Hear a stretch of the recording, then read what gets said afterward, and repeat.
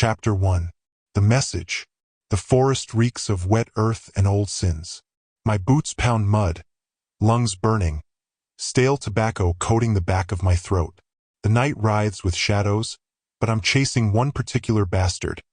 A demon moving like lightning, leaping through trees like the devil's own gymnast. Been after this one for weeks. He kills for sport, and nothing pisses me off more than a demon with hobbies. My pistol kicks. 1, 2, 3 shots. Bark explodes, with splinters like bone. No hit. The demon's fast, too fast. But I'm stubborn, and bullets are cheap. He's headed for a clearing where strange light flickers between the trees. Wrong kind of glow. Makes my skin crawl. 2 more shots. One clips his leg. He stumbles, just enough for me to put another round through his chest. The air cracks with impact, and he crashes into the muck, snarling through fangs too wide for his jaw. I close the distance, gun raised, unlit cigarette between my teeth. Funny thing, I say, breath ragged. What's a demon like you doing stalking people by the park? Don't you gutter rats usually stick to sewers? His yellow eyes burn through the dark. His voice is gravel-soaked in venom. Fuck you, Sabre. Something's coming. You better be ready. The end is almost here. For all your pathetic humans. His mouth stretches wider than it should, spilling black ichor like tar mixed with motor oil. I dig out my lighter. Click. The cigarette flares, painting my face red. Yeah, I've heard that one before. Pretty sure it was last week's cover story in the Demon Times. He gurgles a laugh, choking on his own blood. You think it's funny? Just wait. The lighter snaps shut. Smoke fills my lungs, bitter and grounding. I raise the pistol. See you in hell. His last words hiss out. You will, half-breed. Bang. The shot rips his skull apart. The forest goes quiet, too quiet. My sensor is the only sound now, sucking up a fresh soul. I look up. The strange light in the clearing has vanished. In the silence, I can almost hear London whispering from miles away, calling me back to the city that never sleeps, where ghosts walk the streets and demons crawl from the cracks. My city. My hell. The next morning. The phone rings. The sound cuts through my skull like a rusty blade through tin. Always the damn phone. I'm face down on sheets that smell like yesterday's mistakes. My mouth tastes like grave dirt, and there's something sticky under my cheek. Blood? Ink? I don't want to know. The ringing won't stop. Never does in my line of work. I roll over and the world tilts sideways, like gods playing pinball with my equilibrium. The room comes into focus. The water stain on the ceiling that looks like a screaming face, the stack of unpaid bills on the counter, the bottle of cheap whiskey standing guard beside my bed. That's when I see it. The paper, lying on my nightstand, covered in my own handwriting, neat, careful script that looks nothing like my usual scrawl. The ink is still wet. Warehouse District. Pier 47. She's waiting in the water. I don't remember writing it. I never remember writing any of them. The phone screams again. I reach for it, hand shaking as I lift the receiver. Sabre. Harper, thank Christ. Detective Martinez's voice carries that familiar edge of desperation. We've got a body. Don't we always? I stare at the paper, at words that came from my hand but not my mind. She's waiting in the water. Where? Warehouse District. Down by the docks. Pier 47. The words hit like a punch to the solar plexus. I crumple the paper in my fist, but the damage is done. Whatever rides shotgun in my skull at night has been busy again. Harper? You there? Yeah. I swing my legs over the side of the bed. The floorboards are cold against my bare feet, gritty with city dust. Give me 20 minutes. Make it 10. This one's different. They're all different. That's why they call me. I hang up and stand, testing my balance. The room spins once, then settles. Through the grimy window, London spreads out like an infected wound under gray morning sky. Somewhere out there, someone's dead, and apparently I already knew where to find them. The shower doesn't work, Hasn't for 3 weeks, so I splash cold water from the kitchen tap onto my face. The mirror shows me what I already know. Hollow cheeks, dark circles under gray eyes, stubble that makes me look more vagrant than detective. My mother's eyes, they used to say. Never mentioned what I got from my father, though. Probably for the best. I pull on yesterday's clothes. Black jeans, white shirt that's seen better decades. Leather jacket that's kept me alive through more close calls than I care to count. The gun goes in its shoulder holster, familiar weight against my ribs. The crucifix goes in my jacket pocket. Insurance policies, both of them. In my line of work, you never know which you'll need first. The Ford Capri starts on the 3rd try, coughing to life like an old man with emphysema. She's not much to look at. Rust around the wheel wells, spiderweb crack across the windscreen. Upholstery held together with duct tape and willpower, but she's mine. In a world where nothing belongs to me for long, that counts for something. The drive through London's arteries gives me time to think, which is rarely good. The automatic writing has been getting more frequent. Used to be once, maybe twice a month. Now it's every few days, sometimes every night. Whatever's using my hand as a telegraph key is getting stronger. Or more desperate. I've learned not to fight it. Tried that in the beginning, back when I thought I might be losing my mind instead of sharing it. Sleeping pills, handcuffs, even tied myself to the bed once. Didn't matter. I'd wake up with rope burns and fresh words on paper. Messages from somewhere beyond my conscious reach. The warehouse district squats along the Thames like a collection of industrial tombstones. Most buildings have been empty for years, windows boarded up, walls tagged with graffiti that looks more like warning symbols than art. This is where London hides its secrets, where the city's shadow self comes out to play. Pier 47 sits at the end of a narrow street that smells like low tide and broken sewer pipes. Police cars cluster around the dock like vultures around roadkill, their blue lights painting everything in stuttering neon. I spot Martinez's silhouette against the water, her small frame dwarfed by crime scene tape and gathered uniforms. I park the Capri and light a cigarette before getting out. The nicotine steadies my nerves, gives me something to focus on besides the familiar dread crawling up my spine. Dead bodies don't bother me anymore. It's what I might see when I touch them that keeps me awake at night. Well, that and the sleepwalking. Martinez spots me as I duck under the tape.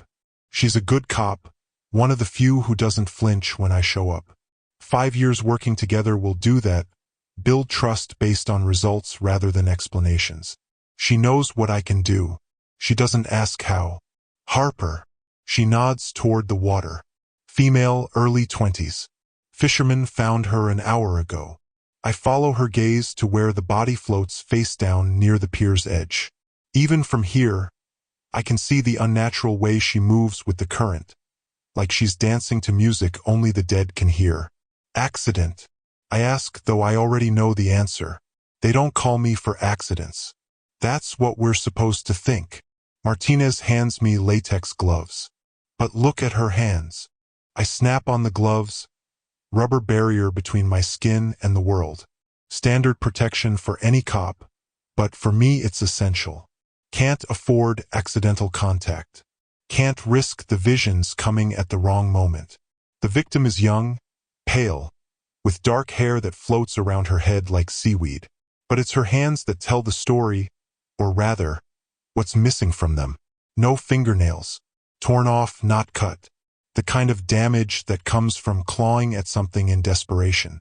She fought, I say. Hard. Question is, against what? I kneel beside the water, close enough to see the bruising around her throat. Purple fingerprints on white skin, but the pattern's wrong. Too wide, too long. Like she was strangled by someone with hands bigger than any human should have. Anyone touch the body yet? Martinez shakes her head.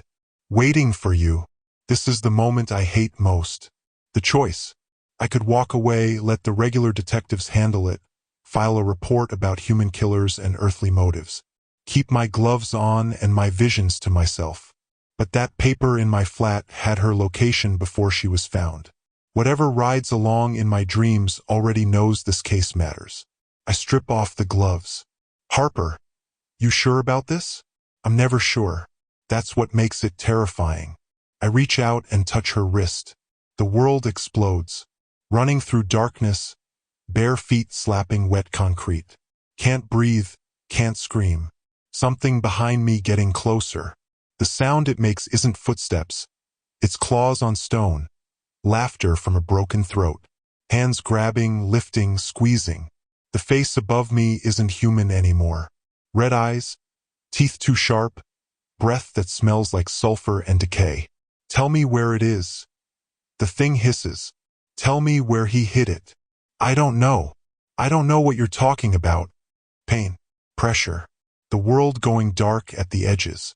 Yes, you do. We know you know. Darkness. Water. Cold. I jerk my hand back, gasping. Martinez is beside me, steadying my shoulder. What did you see? I look down at the girl in the water, her face peaceful now in death. But the terror from her final moments still echoes in my skull like a scream in an empty cathedral. She was tortured for information, I say. Something someone close to her hid. They thought she knew where it was. What kind of something? I light another cigarette with shaking hands. The victim's fear still clings to me like smoke, and I can taste brimstone in the back of my throat. The kind of something that gets you killed by things that shouldn't exist. Martinez doesn't question it. Never does. That's what makes us work as partners. She provides the badge and backup. I provide the answers that don't fit in official reports. So, what's our next move? I look out at the Thames, at grey water that hides so many of London's secrets. Somewhere in this city, there's something worth killing for. Something that belonged to someone close to this dead girl. Something important enough to torture her for. And whatever it is, my nocturnal correspondent wanted me to find her first. We identify the victim, I say. Find out who was close to her, family, friends. And hope like hell we get to whatever they hid before they do. They? I take a long drag and watch the smoke dissipate into the London morning. In the distance, church bells ring, calling the faithful to prayer. But faith is a luxury I can't afford. Not in my line of work. The things that hunt in the dark, Martinez. The things that make monsters out of men. I flick the cigarette into the water and turn away from the pier. Another case. Another glimpse into the abyss that runs beneath London's surface. And somewhere in my flat, a blank piece of paper waits for tomorrow's message. In this job, the dead never stay quiet for long. Chapter 2. The Ghoul. The old witch and barrel sits at the corner of Drury Lane like a confession booth for the damned. It's the kind of place where shadows have teeth and whiskey burns away more than just the cold. 3 hours since I touched that girl's corpse, and I can still feel the pain from her final moments. Still feel her terror crawling under my skin like insects. That's the thing about my particular gift. It's not just seeing how they died. It's feeling it, living it. Every fear, every pain, every desperate last thought gets burned into my memory like a brand on flesh. The dead don't stay buried when you carry their final moments around in your head. So I drink. The pub is nearly empty at this hour. Just me, the bartender who's seen enough of London's underbelly to keep his mouth shut, and the usual collection of broken souls looking for absolution at the bottom of a glass. The walls are dark stained with decades of smoke and secrets. The air hangs thick with the ghosts of 1,000 conversations nobody wants to remember. I'm 3 whiskeys in when I notice him. He's sitting in the corner booth, hunched over a pint like he's trying to disappear into the shadows. Nothing unusual about that in the old which half the clientele are running from something. But this one is different. The air around him shimmers like heat waves off summer pavement. And when he moves, I catch glimpses of what he really is underneath the human mask. Gray skin, hollow cheeks, eyes like empty graves. A ghoul. And from the way he keeps glancing at the door, he's scared. I should mind my own business. Should finish my drink and head home to whatever cryptic message my sleeping mind has prepared for tomorrow. But the thing about working cases like mine is that you develop a radar for supernatural trouble. and this one is broadcasting distress on every frequency. I pick up my glass and walk over. He looks up as I approach, and for a moment the human glamour slips completely. I'm staring at something that crawled out of a cemetery, all exposed bone and rotting flesh. Then the mask snaps back into place, and he's just another broken man in a broken city. Mind if I sit? I don't wait for an answer, sliding into the booth across from him. He studies me with eyes that have seen too much death. You can see me? Really see me? Part of the job description. I light a cigarette, letting smoke curl between us like a peace offering. Sabre Harper. And you're running from something. Aren't we all? But there's relief in his voice, the kind that comes from meeting someone who understands the weight of dark secrets. Name's Bone. Not very original, I know, but it fits. I can smell the grave dirt on him, the musty scent of old coffins and forgotten prayers. But underneath that is something else. Fear. Pure animal terror that makes my skin crawl. What's hunting you, Bone? He takes a long pull from his pint, hands shaking slightly. Something old. Something that shouldn't exist even by our standards. It's been tracking me for weeks, picking off my kind one by one. Your kind being? Information brokers. We deal in secrets. Things the living would rather stay buried. He sets down the glass, and I notice his knuckles are white. And this thing, it wants something specific. Something one of us knows. The whiskey in my stomach turns to acid. I'm starting to see the pattern. The connection between a dead girl who knew where something was hidden and a ghoul who trades in forbidden knowledge. Let me guess. Something about someone who hid an object worth killing for. Bone's eyes widen, and the glamour flickers again. For a second, I'm looking at a skull wrapped in tattered flesh. How did you? Had a case today. Young woman, tortured and killed by something with very large hands and a very specific question about where something was hidden. I lean forward, crushing my cigarette in the ashtray. What is it they're looking for? I don't know. That's the problem. He glances around the pub nervously, as if expecting claws to come tearing through the walls. But whatever it is, it's important enough to start a war over. The thing hunting us, it's not alone. There are others, an entire pack of them, and they're being very systematic about their interrogations. Through the pub's grimy windows, I can see the London night coming alive. The city after dark is a different beast entirely. Shadows move with purpose, and the spaces between streetlights hide things that don't show up in photographs. I can see them sometimes, the specters that wander the streets like lost tourists, trapped between worlds and slowly going mad from the isolation. There's one outside now, an old woman in a Victorian dress, walking the same stretch of pavement over and over again. Probably been doing it for a century, looking for something she'll never find.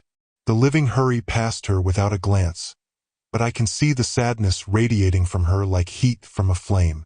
You need protection, Bone says suddenly. Someone who knows their patterns, their weaknesses. I work alone. Always have. Not this time. He leans across the table, and I catch another whiff of cemetery earth. You touched that girl. You know what killed her. That makes you a target too. I can handle myself. Against one of them, maybe, but there are dozens now, and they're coordinated. They have a plan, and part of that plan involves eliminating anyone who might interfere with their search. The bartender brings another round without being asked. He knows the drill. The amber liquid burns its way down, taking some of the girl's terror with it. But not all. Never all. What makes you think sticking with me is any safer? Ask. Because you're connected to this somehow. The way you knew about what they're looking for. You've got protection. Something watching over you. He pauses, studying my face. Or something using you. The automatic writing. The messages that lead me to crime scenes before the bodies are found. I've never questioned where they come from, too grateful for the help to look the gift horse in its supernatural mouth. But what if it's not help? What if it's manipulation? Those things that killed your girl? Bone's voice drops to barely above a whisper. They've been asking about you specifically, asking where to find the detective who sees things that shouldn't be seen. The words hit me like a punch to the gut. Whatever's hunting ghouls and torturing innocent girls has noticed me, added me to their list of problems to be solved. Outside, the specter in the Victorian dress has stopped walking. She's standing perfectly still now, staring directly at the pub window. Staring at me. Her mouth moves, forming words I can't hear but somehow understand. They're coming. I stand up. We need to go. Now. Bone doesn't argue. He can probably sense it too, the change in the air, the way the shadows seem to be reaching toward the pub like grasping fingers. We head for the back exit, past the bartender who pretends not to notice the supernatural tension crackling through his establishment. The alley behind the old which smells like piss. But it's better than being trapped inside when whatever's coming arrives. I can hear them now. Footsteps that don't quite match human rhythm. Voices that sound like grinding glass. My flat. I tell Bone as we hurry toward where I parked the Capri. It's warded. Should buy us some time to figure this out. Warded by who? No idea. Came with the place. Another mystery in a life full of them. The landlord had been very specific about the protective symbols carved into the doorframe, the salt lines that needed to be maintained, the iron nails driven into specific points around the windows. I'd assumed it was just London eccentricity until I realized nothing supernatural could cross my threshold uninvited. We reach the car just as the first of them rounds the corner into the alley. It looks human from a distance, but as it moves closer, the illusion falls away. Too tall. Joints bending in directions that make my eyes water. Claws instead of fingernails. And those eyes, red as fresh blood, intelligent as a predator sizing up its prey. Sabre. It calls in a voice like breaking bones. We just want to talk. I start the Capri and gun the engine. I bet you do. We tear out of the alley with rubber burning and the thing's frustrated roar echoing behind us. In the rearview mirror, I can see more of them emerging from the shadows. A pack of nightmares given form, united in their hunt for whatever secret is worth starting a supernatural war over. Bone is silent beside me as we navigate the London streets, but I can feel his relief at being in motion, at putting distance between us and immediate death. Through the windscreen, I spot more specters wandering the city. A soldier from the Great War walking endless patrol. A child in modern clothes looking for parents who died decades ago. An entire family from the plague years still trying to escape the disease that claimed them. London is full of the dead who won't rest. Tonight, I'm starting to understand why. So, I say as we head toward my flat and whatever sanctuary it might provide. Ready to tell me what you really know about this thing everyone's dying to find? Bone looks out at the specters lining the streets, at the ghosts of London's past still walking among the living. You're not going to like it, Sabre. His voice is quiet, almost apologetic. Because I think it has something to do with your father. I grip the steering wheel tighter and press down on the accelerator. Behind us, somewhere in the maze of London's ancient streets, things with too many teeth and not enough humanity are hunting. And ahead of us, in my warded flat with its mysterious protections, more automatic writing is probably waiting. In this job, the answers are always worse than the questions. Chapter 3. Martinez's first case. I get to my flat, eyes burning. I can hear Bone shuffling around in the next room, mumbling to himself. I can't imagine the dead sleep much, I think to myself. The sleep I need hits me like a truck as soon as I hit the bed. The call comes at 3 a.m., which is never a good sign in my line of work. Good news sleeps until dawn. Bad news doesn't believe in office hours. Harper. My voice sounds like gravel and smells like death, which is about right for 3 in the morning. Sabre, it's Martinez. I need you at King's Cross. Now. I'm already reaching for my stuff before my brain fully processes the request. 5 years of partnership have trained my body to respond to that particular tone in her voice. The one that says, bring your gun and don't ask questions until you get here. What VE we got? Body in the station. Male, mid-30s. Uniform thinks it's a heart attack, but she pauses, and I can hear the doubt bleeding through her professional composure. There's something off about it, Harper. The eyes. The eyes. It's always the eyes that give it away. The dead look different when something supernatural kills them, like they saw the punchline to a cosmic joke right before the lights went out. 20 minutes, I tell her, already pulling on yesterday's shirt and reaching for the shoulder holster. Make it 15. The scene's getting crowded. She hangs up before I can argue. Smart woman, Martinez, knows when to push and when to back off. Is what makes us work.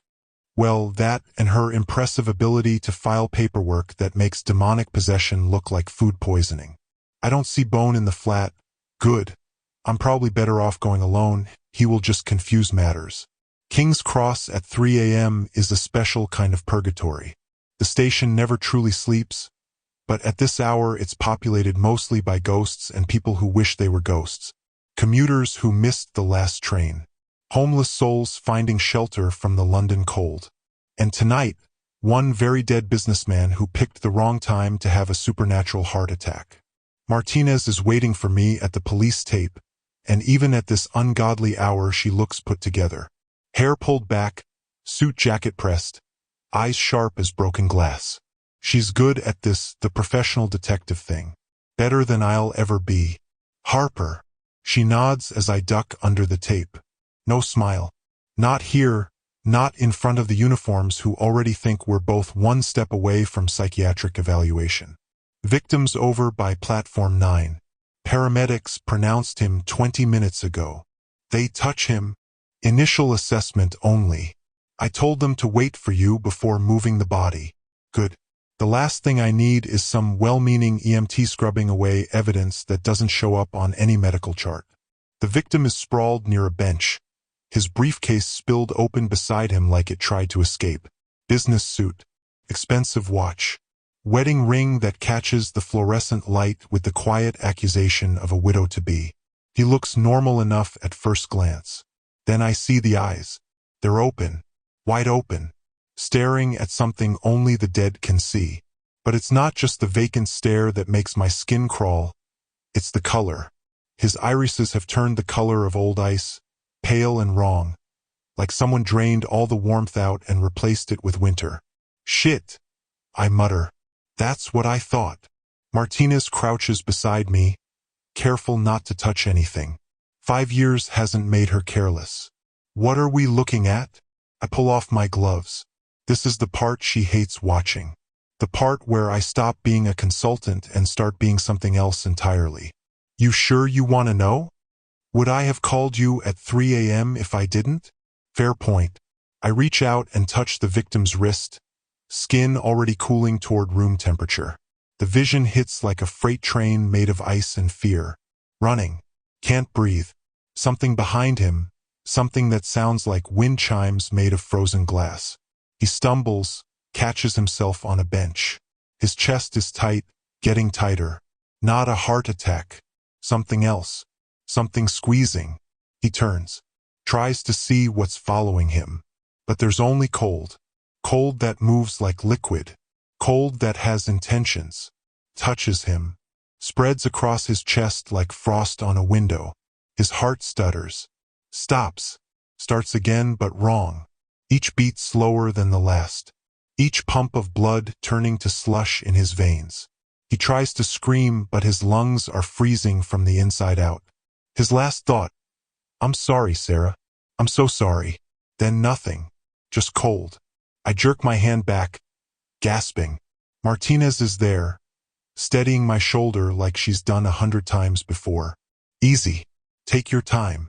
I shake my head, trying to clear the victim's last moments from behind my eyes. The visions always linger, like smoke in a closed room. This one smells like winter and broken promises. Ice wraith, I manage. Small one, probably just manifested. They feed on warmth, body heat, emotional warmth. Doesn't matter. This guy was in the wrong place at the wrong time. Ice wraith.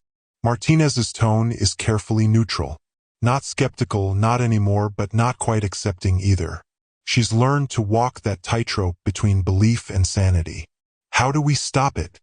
Fire, salt, or we wait for summer and it melts back into whatever crack in reality it crawled out of.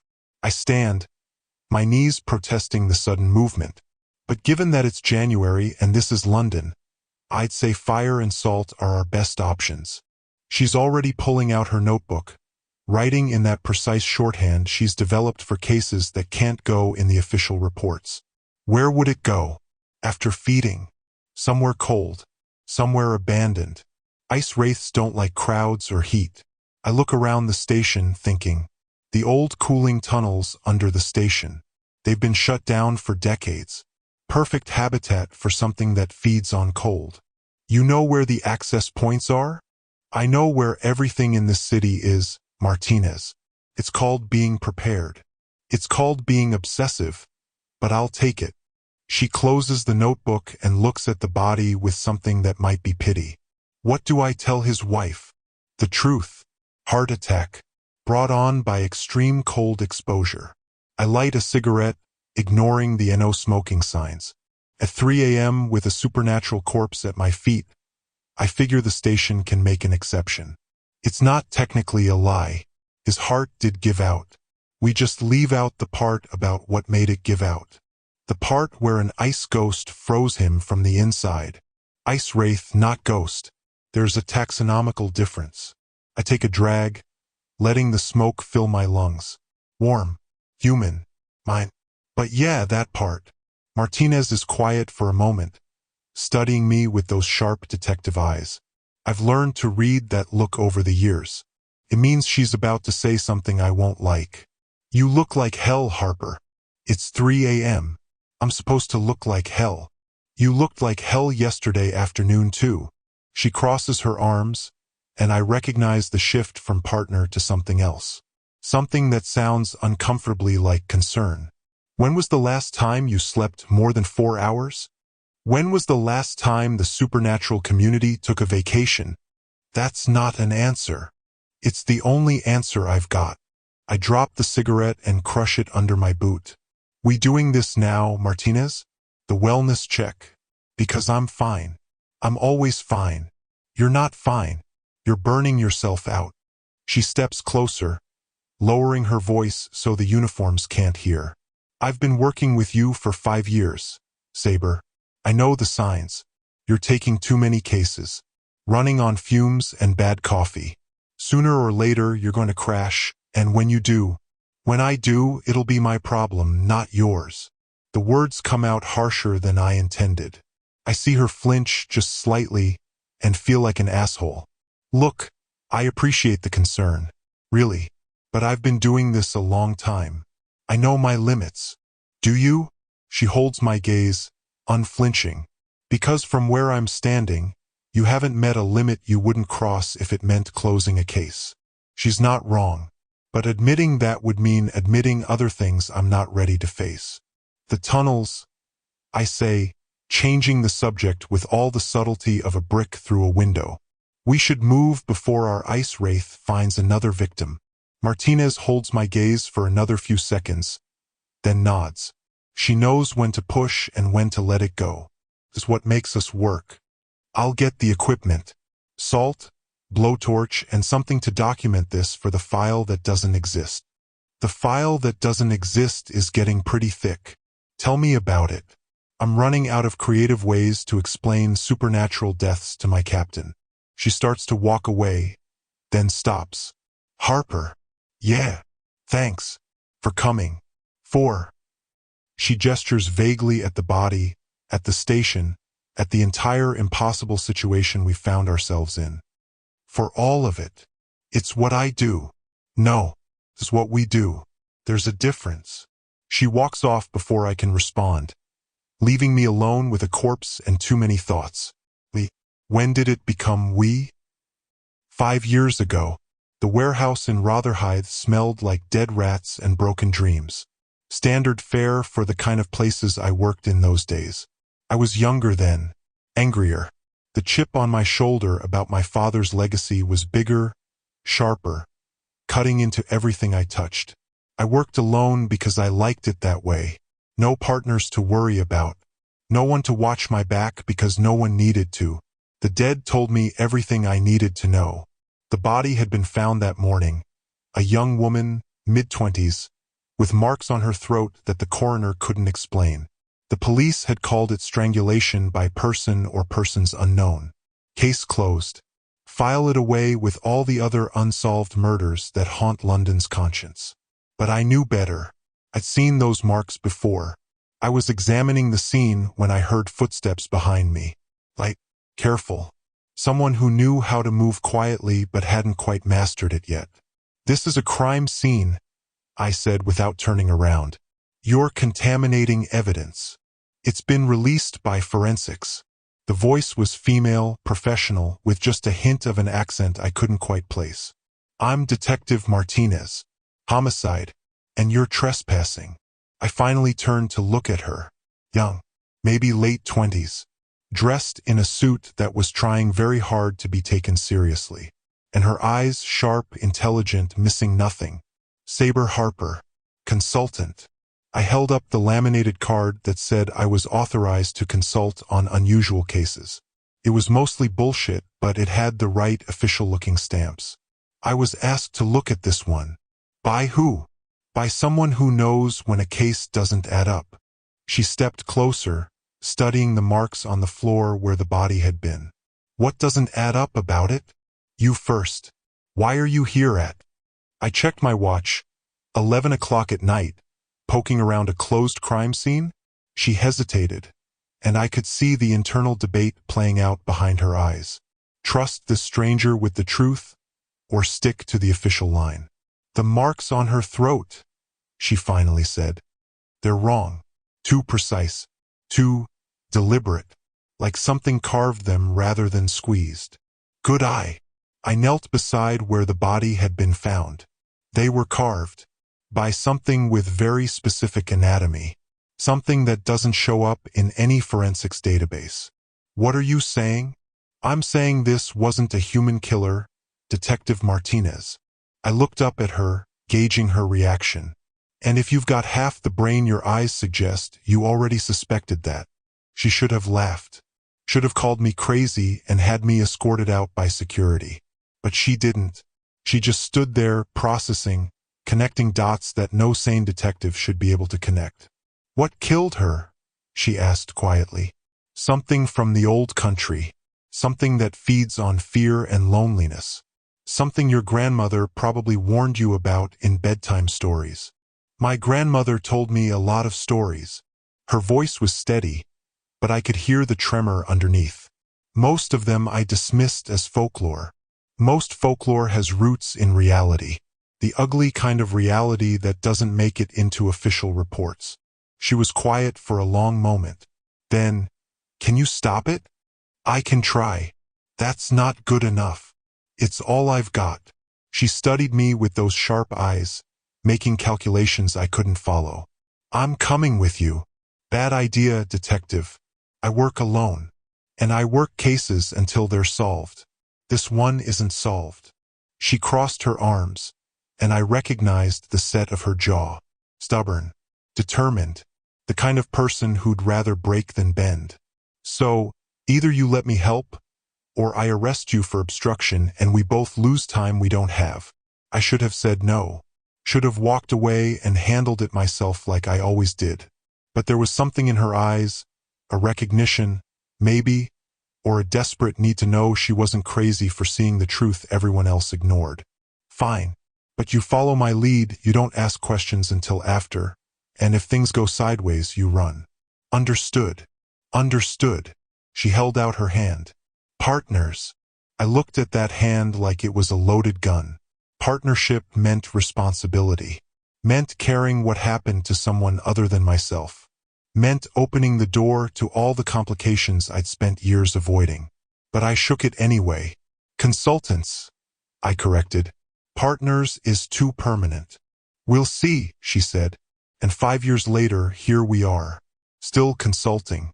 Still solving cases that don't exist in official records. Still arguing about sleep schedules and professional boundaries. Still partners despite my best efforts. The cooling tunnels are exactly as cold and miserable as I remembered. Martinez follows me through the access hatch with the blowtorch in one hand and enough salt to season a year's worth of fish and chips in the other. "This is definitely not in my job description," she mutters, her breath fogging in the frigid air. "You could have stayed topside. And miss watching you get hypothermia while fighting an ice ghost? Ice wraith. Whatever." She shifts the blowtorch to a better grip. "Not a chance. The wraith is waiting for us in the deepest part of the tunnel system, a patch of sentient cold that pulses with malevolent hunger. When Martinez sees it, really sees it, not just the cold but the intention behind it, she doesn't scream or run. She just sets her jaw and lights the blowtorch. "For the record," she says as we advance on the thing, "I really hate January.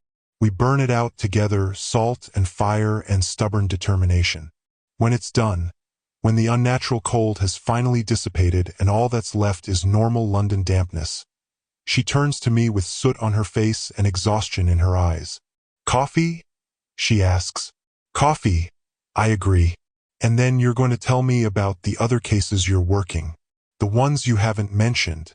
The ones that are making you look like death warmed over." "Martinez. Not a request, Harper. Partners look out for each other. Even when one of them is too stubborn to admit he needs looking after." I want to argue. Want to maintain the careful distance I've cultivated over 15 years of walking London's supernatural tightrope. But the truth is, having someone watch my back isn't the worst thing in the world. Even if it means occasionally admitting I'm not as fine as I pretend to be. Fine. Coffee. Debriefing. But I'm not promising to sleep more. I'll take what I can get. She starts heading back toward the access hatch, then pauses. "And Harper? Thanks. For letting me help. For not shutting me out. Don't mention it. I mean it. 5 years ago you could barely stand the idea of a partner. Now look at us. Fighting ice wraiths at 4 a.m. like it's the most natural thing in the world. That's not natural. That's just London." She laughs, and the sound echoes through the tunnel like something almost hopeful. We climb back into the pre-dawn darkness. 2 consultants with a case file that will never officially exist and a partnership neither of us quite knows how to define. But it works. Somehow, against all odds and common sense, it works. Chapter 4. The Maker. I return to my flat to collect the Ghoul. I find him in the bin, digging out old cans and wrappers. "Had a late night stroll, have we?" said Bone, nose inside a tin can, sat on the floor. I look but don't answer. Bone follows me out of the door. Without another word we head to the car. The entrance to the underground isn't on any transport map. You won't find it marked with the familiar red circle and blue bar. Won't see tourists queuing up with their day passes and confused expressions. This underground runs deeper than the district line, older than the metropolitan, and the only currency it accepts is the kind that screams when you take it. I'm 3 levels down from street level, following maintenance tunnels that smell like rust and forgotten prayers. The air gets thicker the deeper you go, heavy with the weight of secrets and the metallic tang of old blood. Bone trails behind me, his nervous chatter echoing off brick walls like gunshots in a cathedral. "So, this maker of yours," he says for the 3rd time in 10 minutes, "he's really going to help us? Just like that? He doesn't do goodness?" I tell him, lighting a cigarette to mask the awful smell seeping from the walls. "He does business." "What kind of business requires crawling through Victorian sewers? Because I may be dead, but I still have standards." I stop walking and turn to face him. In the dim light of my torch, his glamour is slipping again, showing glimpses of gray flesh and hollow sockets. "Look, Bone. I get it. You're nervous.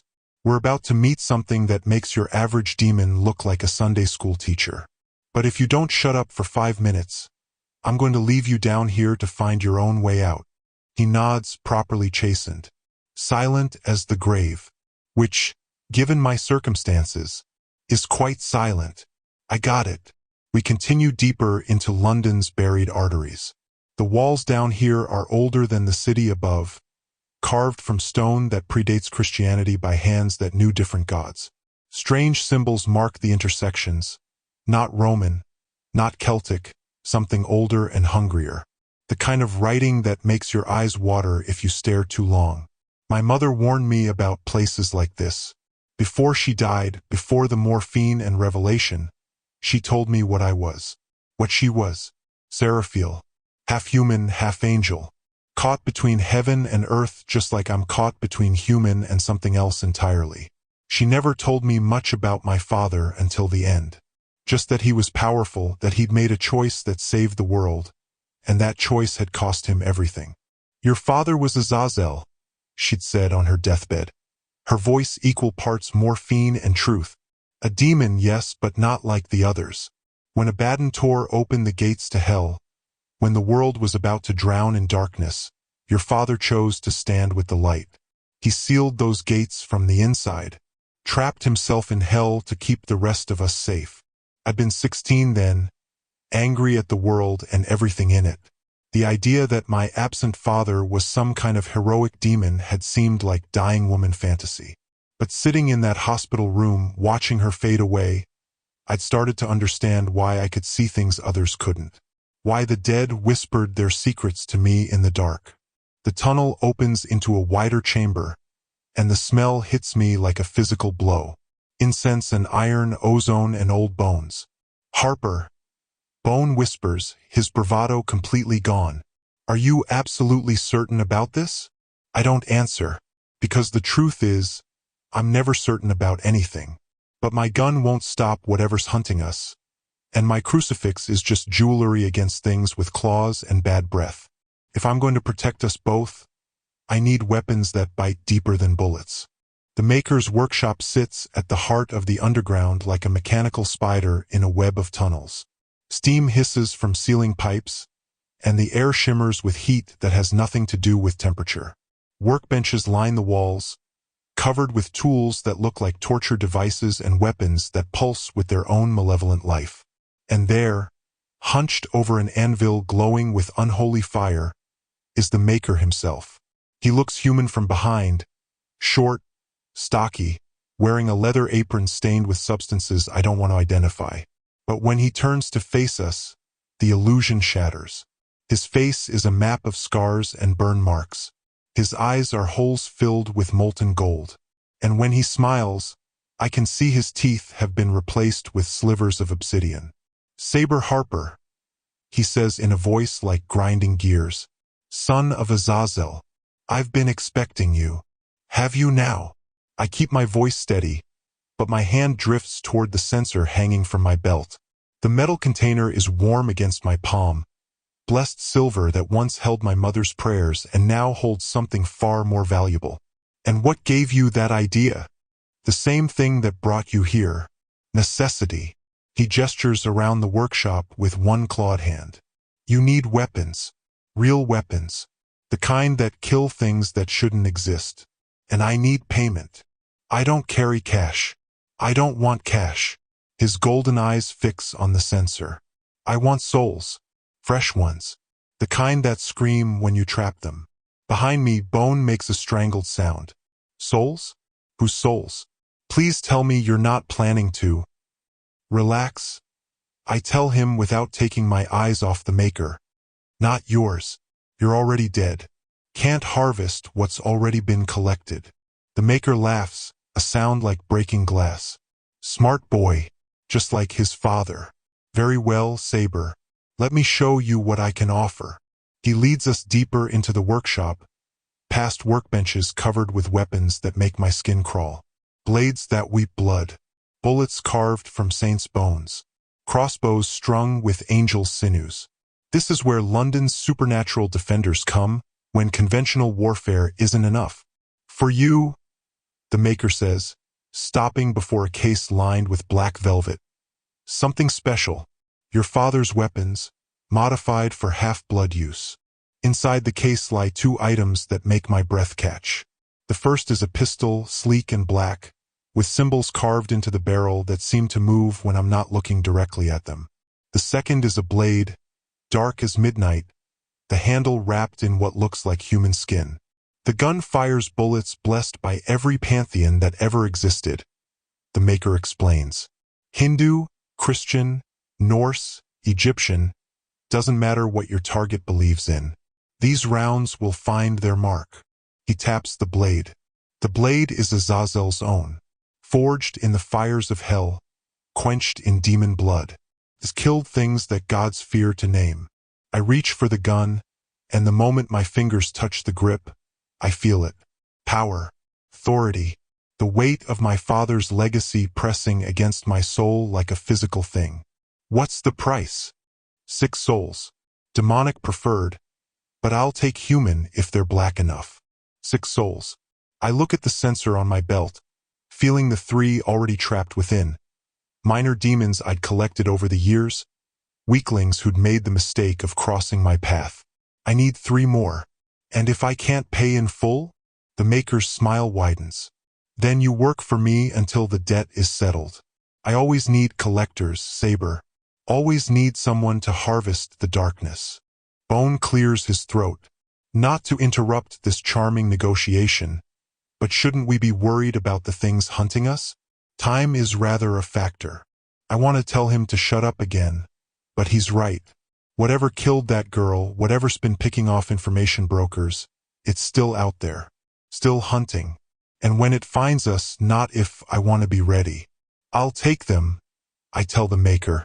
3 souls now, 3 more when I can collect them. Acceptable. He lifts the weapons from their case with reverent care. But remember, Sabre, these aren't toys. They're pieces of your father's soul, given form and purpose. The gun is Hellspire. The blade is Oblivion's edge. Use them wisely. The gun fits my hand like it was made for me, which, considering the Maker's words, it probably was. The blade slides into a sheath that appears on my belt as if it had always been there, humming with contained violence. I open the sensor and whisper the words my mother taught me, ancient syllables that unlock the prison I carry. 3 screams echo through the workshop as the trapped souls flow out, their essence writhing like smoke before the Maker draws them into a device that looks like a brass lung. Pleasure doing business with you, he says as the souls disappear into his collection. Give my regards to whatever's left of your father. We make our way back through the tunnels in silence. Bone has finally stopped his nervous chatter, perhaps sensing the change in me. The weapons feel right, feel like coming home after a long exile. But they also feel dangerous, like handling lightning with bare hands. So, Bone finally says as we climb back toward street level, your father really was Azazel? The Azazel? One of the originals. That's what my mother told me.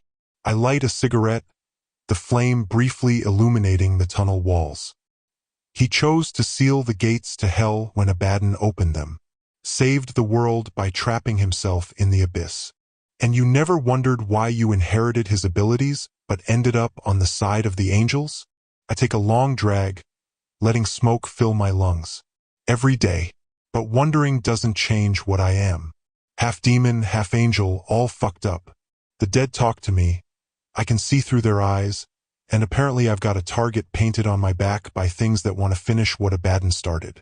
Speaking of which, Bone says as we reach the final ladder that leads to street level, what's our next move? We've got weapons now, but we still don't know what they're really looking for.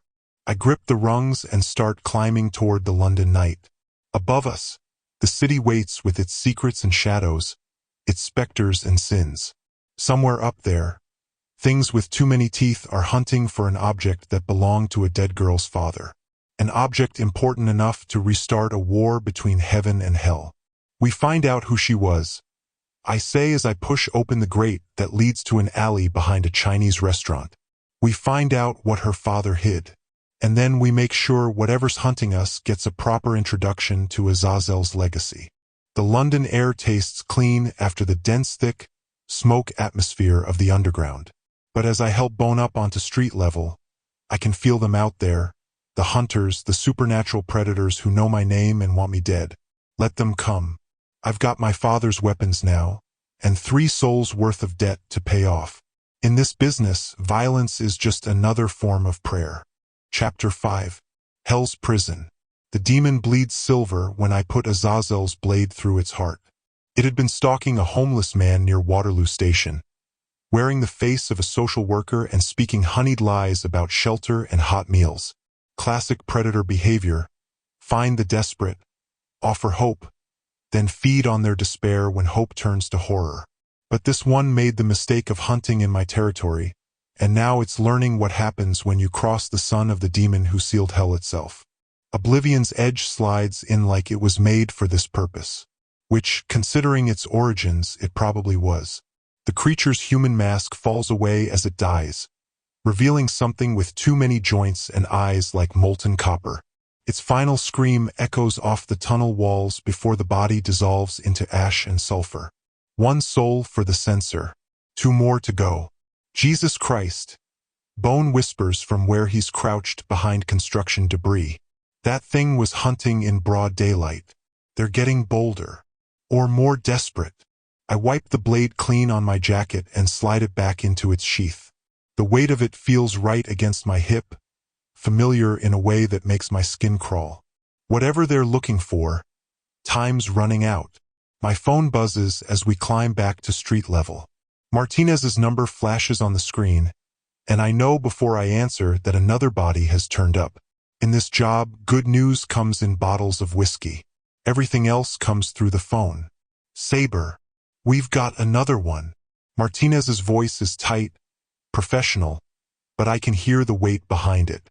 Same MO as the peer. Young woman, early 20s. Tortured for information she didn't have. Where? Regent's Park. Near the canal. She pauses, and the silence carries more than words. Harper. This one's worse. Whatever did this took its time. And it left something. A message. I close my eyes and see the silver blood on my blade. Feel the weight of one captured soul in the sensor at my belt. The war between good and evil isn't some abstract concept when you're living in the middle of it. It's blade work and blood work, and the only way to win is to be more monster than the monsters. Give me an hour, I tell her.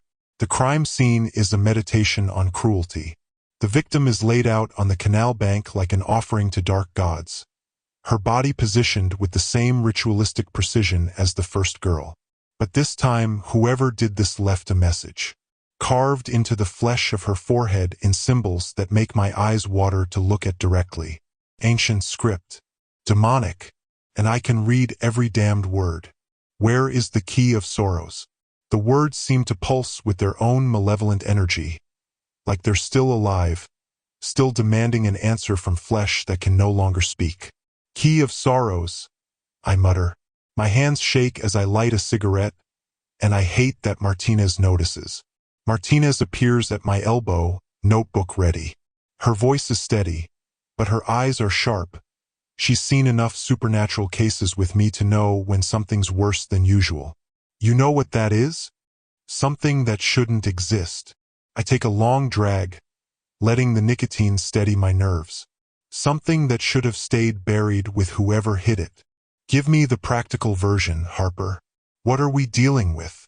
I look at her, Detective Elena Martinez, 5 years on the supernatural beat with me, the only cop in London who'll work cases that don't fit in official reports. She deserves more than cryptic warnings. If I'm reading this right, it's something my father couldn't destroy, something so dangerous that sealing it away was the only option. I gesture at the carved symbols. And now something wants it bad enough to start carving roadmaps into innocent people. Martinez's jaw tightens. Then we'd better find it first. I kneel beside the body, pulling off my gloves. The ritual is becoming routine now, the choice, the contact, the explosion of someone else's final moments. But this time, when I touch her skin, the vision hits like a freight train. She's running through a study, frantically searching books and papers while something tears apart the front door. With splinters, the sound of claws on wood grows louder.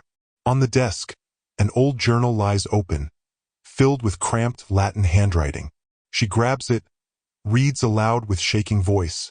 The key of sorrows must never be found. It opens the prison that even Azazel could not destroy, the prison where the first darkness sleeps. If it falls into the wrong hands, hell itself will seem like mercy. The door explodes inward. Red eyes peer through the gap, and behind them, more eyes, dozens of them, glowing like coals in the darkness. She grabs the journal and runs toward the back of the house. But not fast enough.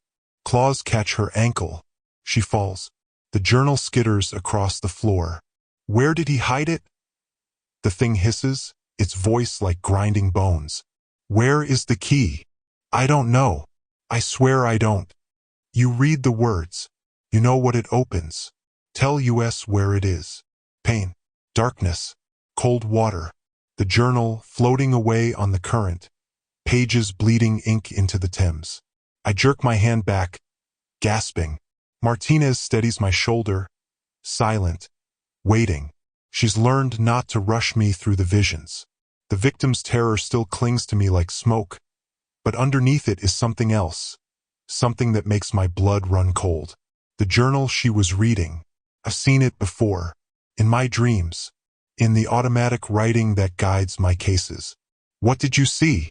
Martinez asks quietly. She found something, a journal with information about this key of sorrows. I stand up, brushing dirt from my knees, trying to shake off the lingering dread. It opens a prison, something called the First Darkness, something even my father couldn't destroy. Martinez is quiet for a moment, processing. The First Darkness. That sounds biblical, or worse than biblical. It's worse. I light another cigarette with hands that still shake.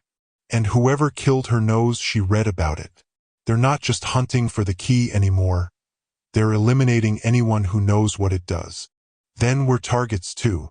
Yeah. I meet her eyes. We are. You should step back from this one, Martinez. Let me handle it. Not a chance, Harper. Her voice is steel. I've been watching bodies pile up for a week. Young women tortured and dumped like garbage. If you think I'm walking away now because it's dangerous, you don't know me as well as I thought. There's a fierce loyalty in her words that makes something tighten in my chest. Martinez is one of the few people in this city who sees me as more than just a useful freak. One of the few who'd stand beside me when things with claws come calling. Just don't touch anything supernatural without me, I tell her. And if you see red eyes in the dark, run first, ask questions never. Noted. She closes her notebook with finality. I'll start tracing the victim's movements. See if I can find where this journal ended up.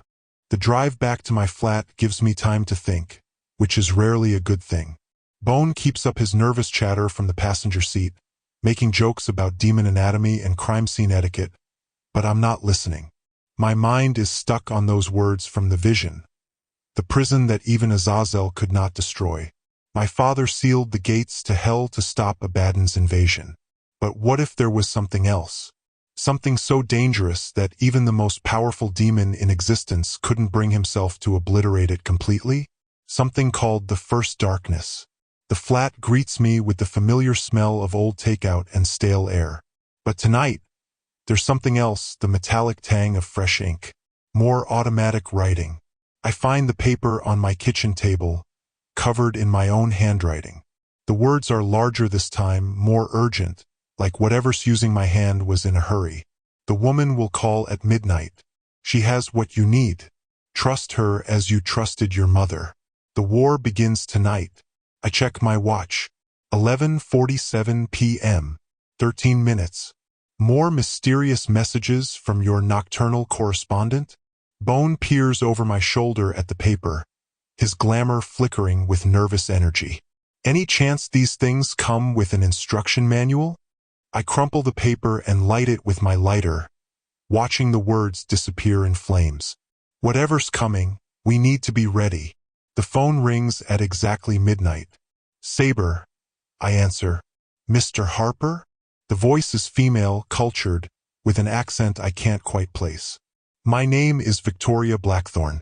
I need your help. I don't come cheap, Ms. Blackthorne. My rates start at £5,000, and that's for the simple cases. Something tells me yours isn't simple. Money is not an issue. There's steel in her voice now, the kind that comes from old money and older secrets. I can pay 10 times that amount if necessary. But I need someone who can see the truth. Someone who isn't afraid of what hides in the darkness. I walk to the window and look out at London's night-shrouded streets.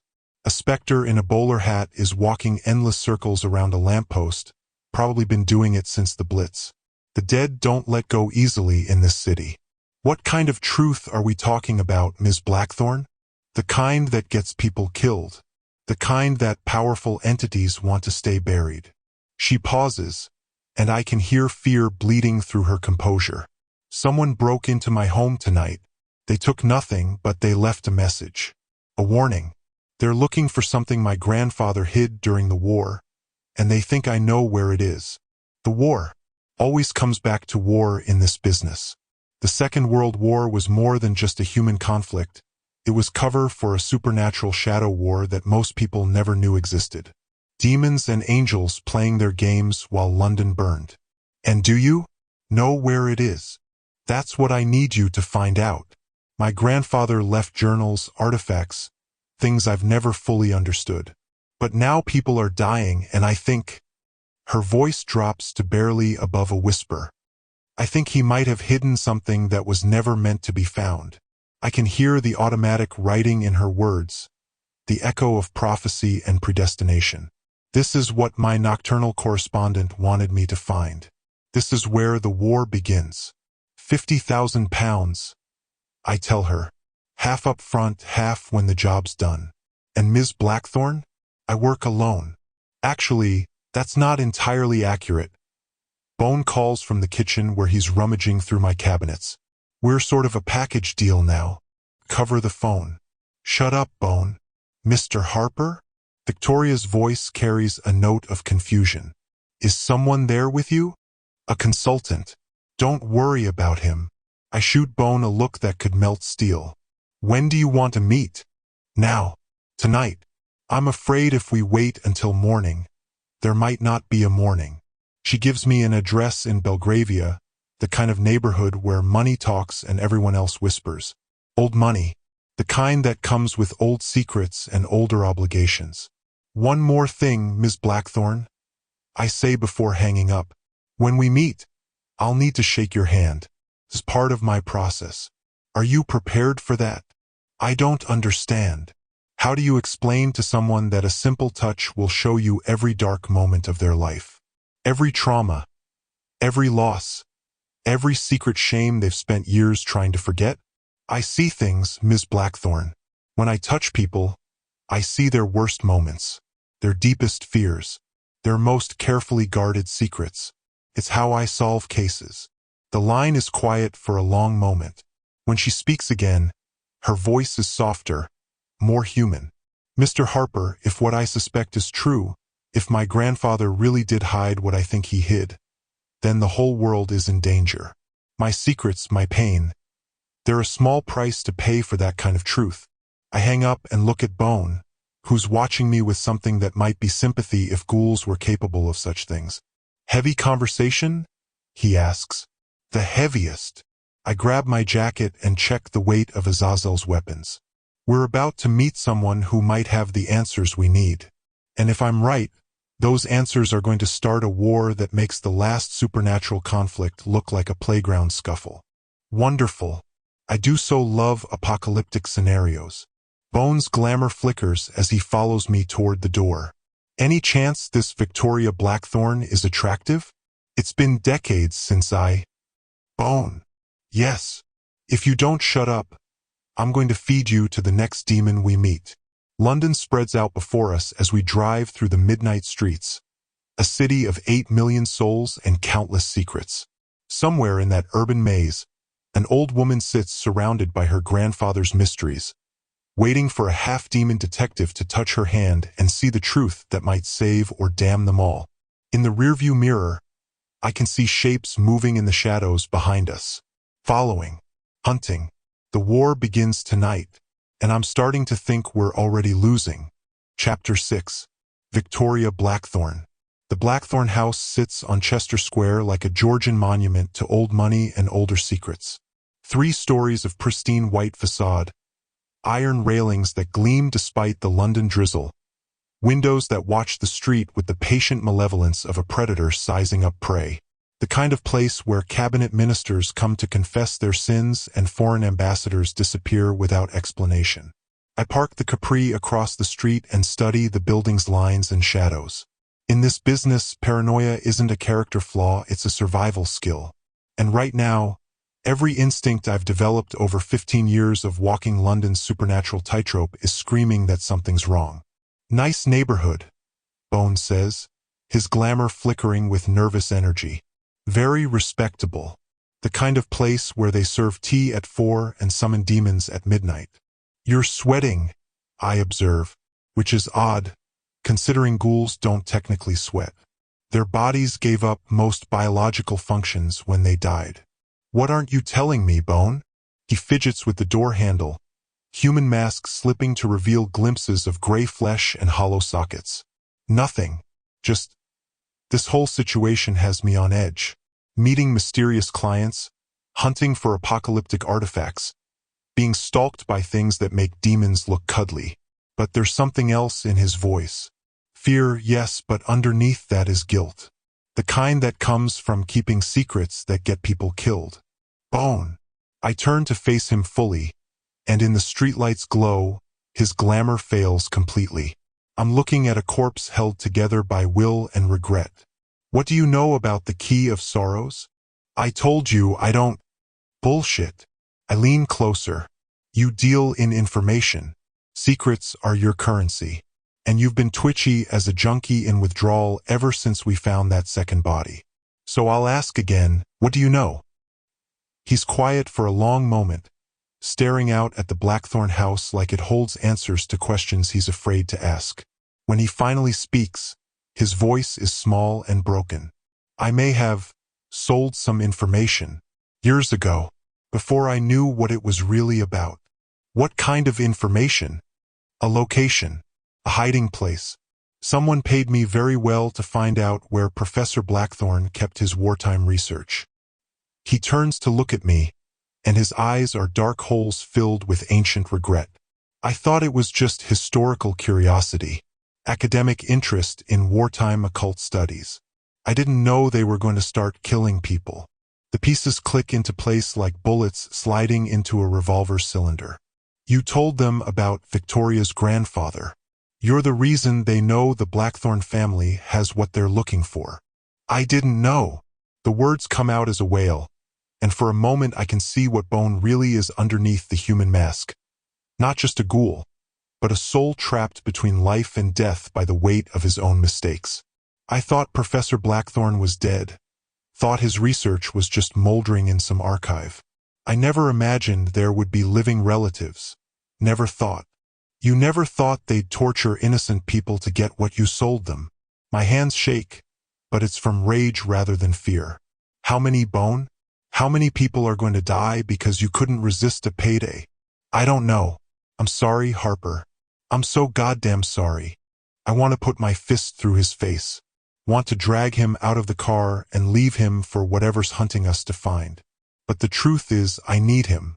Need his connections, his knowledge of London's supernatural underground. And besides, we're all damned in our own ways. At least he feels guilty about it. We're going to fix this, I tell him. We're going to find this Key of Sorrows before they do, and we're going to make sure it stays lost. But if you lie to me again, if you hold back even one detail that might help keep people alive, I will personally deliver you to the maker and let him add your essence to his collection. Are we clear? He nods, looking more dead than he has since I met him. Crystal. The walk to Victoria Blackthorne's front door feels like a march to the gallows. London's night air is thick with more than just humidity.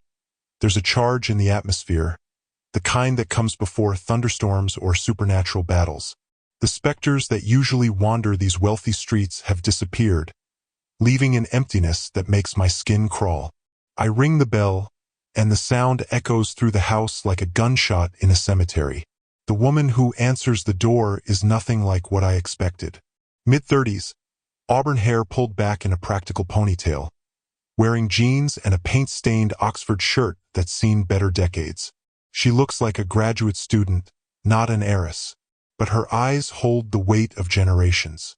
Sharp, intelligent, the kind of deep focus that comes from growing up surrounded by secrets that could kill you. Mr. Harper?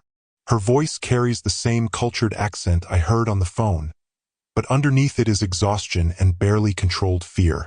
Thank you for coming. Ms. Blackthorne. I gesture to Bone, who's managed to pull his glamour back into place. This is my associate. He has expertise in certain areas that might be relevant to your situation. She looks at Bone for a moment, and I see her eyes narrow slightly. Not suspicion exactly, but recognition. Like she's seeing something that shouldn't be there. You can see him, I say. It's not a question.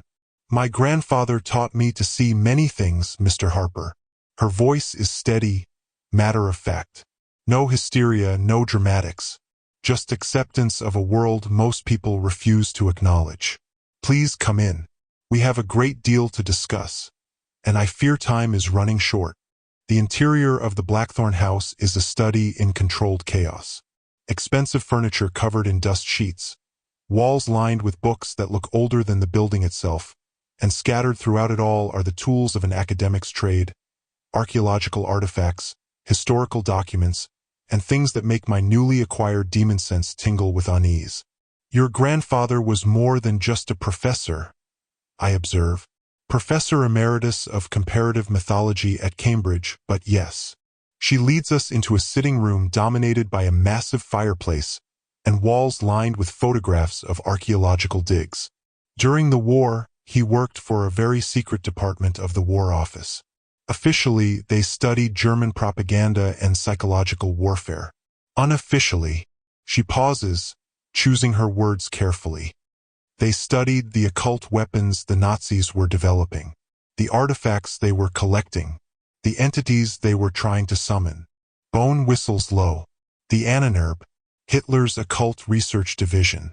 Nasty business, that. Victoria nods.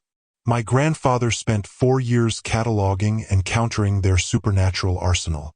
He helped develop protective wards for London, worked with unusual allies to keep certain entities from entering our reality. And when the war ended, he was tasked with securing the most dangerous artifacts they'd recovered, including the Key of Sorrows, I say. Her composure cracks for just a moment, a flash of fear in those intelligent eyes. You know about that? People are dying for it. Young women tortured by things that shouldn't exist. I meet her gaze directly. So yes, I know about it. What I don't know is what it does. She's quiet for a moment, and I can see her weighing how much to tell us. There's steel in her spine, but also genuine terror. Whatever her grandfather hid, she understands its weight. According to my grandfather's notes, it's not actually a key in the physical sense. It's more of a catalyst, a tool for opening doorways that should remain closed. She walks to one of the bookshelves and pulls down a leather-bound journal, its pages yellowed with age. The Nazis found it in a dig site in Tibet, brought it back to Berlin for study. But before they could use it, my grandfather and his team stole it. And hid it where? She hesitates, glancing between me and Bone. People are dying because of this. Associate families of my grandfather. I'm scared I'll be next. Her voice is steady, but I can hear the fear underneath. Before I tell you that, I need to know I can trust you. Both of you. I understand. In her position, I'd want the same assurance. But what she's asking for requires something I've spent years avoiding: human contact. Real contact. The kind that shows me everything. I need to shake your hand, I tell her. It's how I verify things. But I should warn you, it's not pleasant. I'll see everything. Every trauma. Every pain. Every secret you've tried to bury. And I'll feel it all as if it were happening to me. Victoria Blackthorne looks at me for a long moment, then sets down the journal and extends her hand with the same steady resolve I heard in her voice. If it helps keep that thing from being found, then I'll pay whatever price is necessary. I pull off my glove and reach for her. The moment our skin touches, the world explodes into lightning and memory. She's 8 years old, hiding in her grandfather's study while he argues with men in expensive suits. Through the keyhole, she can see them, tall, pale, with eyes that reflect light like a cat's. They want something from him, something he refuses to give. The key stays hidden, gentlemen. That was the agreement. Agreements change, Professor. The world has changed. We need that weapon. It's not a weapon. It's a curse. And it stays buried. She's 16, reading her grandfather's journals by candlelight after his funeral, learning about the things he fought, the secrets he kept, the price he paid to keep the world safe, understanding for the first time why he never spoke about the war, why he spent every night checking the wards around the house, why he made her memorize protection symbols before she could read. She's 25, completing her doctorate in art history while secretly studying the protective wards built into London's architecture, following in her grandfather's footsteps without knowing why, finding patterns in the city's oldest buildings, churches, bridges, monuments, all positioned according to principles that predate Christianity, all part of a vast network of defenses against things that hunt in the dark. She's 34.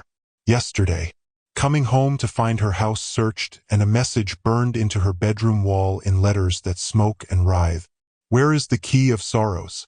She stands in her violated bedroom, clutching one of her grandfather's journals, and makes a decision.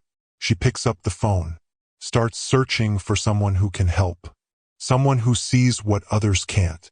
I jerk my hand back, gasping. The visions fade, but the emotional residue remains.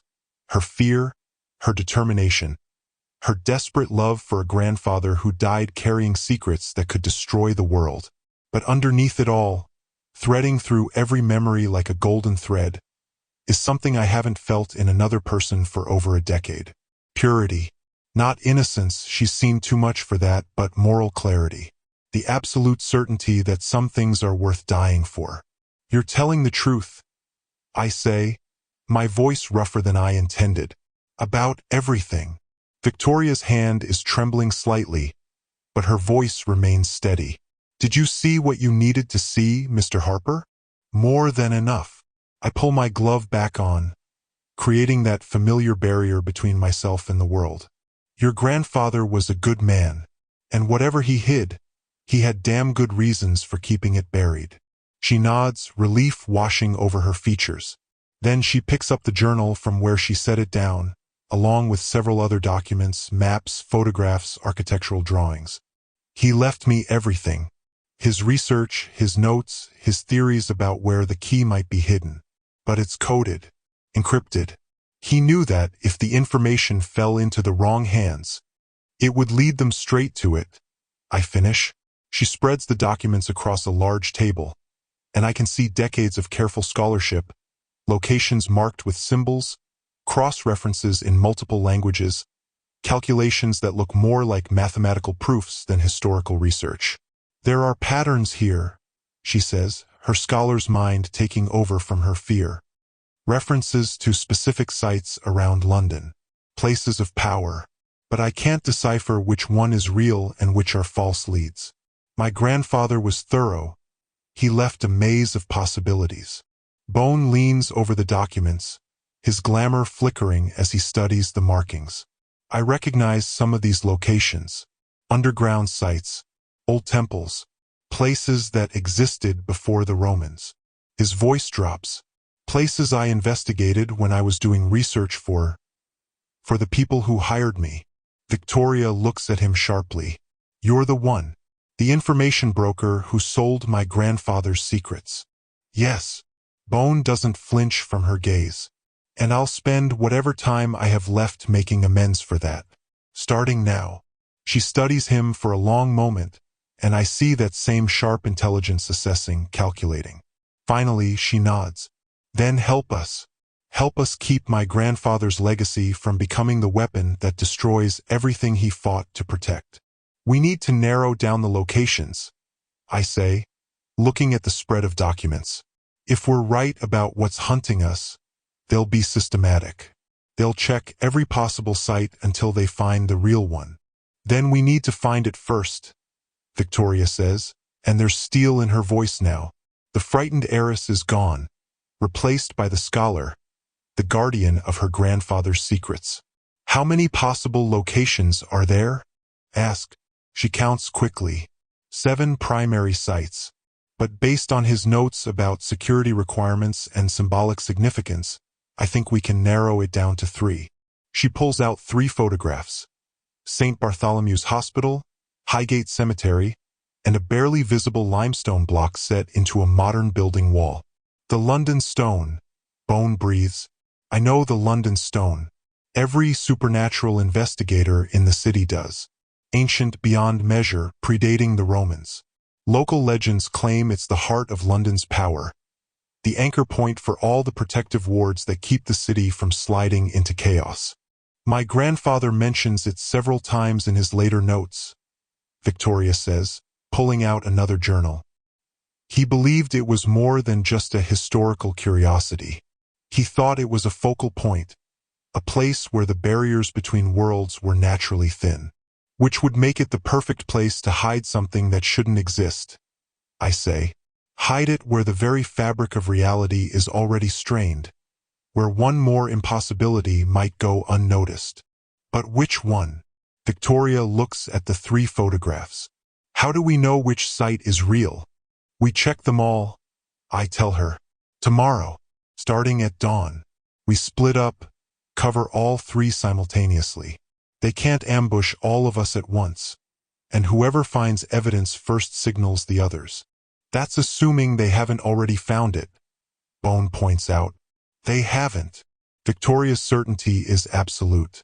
If they had, we'd know. The wards my grandfather built into the city would react. We'd feel it. I look at her with new respect. She's not just the frightened heiress I met at the door. She's her grandfather's heir in more ways than one. Educated in the occult, aware of the stakes, ready to fight. Then we have tonight to prepare, I say, and hope like hell we find it before they do. Victoria stands straighter, gathering the documents with practiced efficiency. I'll compile everything I have on each location. Cross-reference my grandfather's codes with historical records. If there are any clues I've missed, I'll find them. Good. Bone, you coordinate with your contacts. Find out if there's been any unusual supernatural activity near those 3 sites. Anything that might indicate they're already searching. And you? Victoria asks. I think about the weapons I carry, about the transformation that's becoming easier each time I embrace it, about the war that's coming whether we're ready or not. I make sure we're prepared for what happens when we find it, because when we do, they'll know.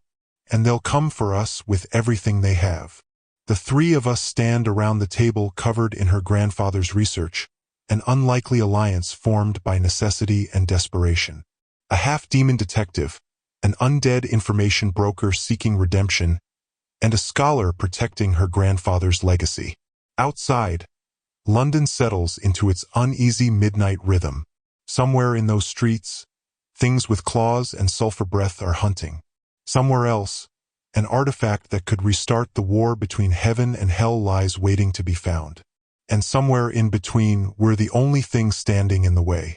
We should rest, Victoria says, though her eyes say she won't sleep tonight. Tomorrow we start the search. Tomorrow, I agree. But tonight we prepare. As Bone and I head for the door, Victoria calls out, Mr. Harper? I turn back. Thank you. For believing me, for helping. Her voice is steady, but there's genuine gratitude underneath. My grandfather used to say that the real heroes are the ones who fight in the dark so others can live in the light. I think he would have liked you. I'm not a hero, Ms. Blackthorne. I'm just too stubborn to let the monsters win. Sometimes, she says with a small smile, that's the same thing. In this business, the line between hunter and hunted is thinner than the edge of a blade. And tonight, I'm not sure which side we're on. Chapter 7. The Father's Choice.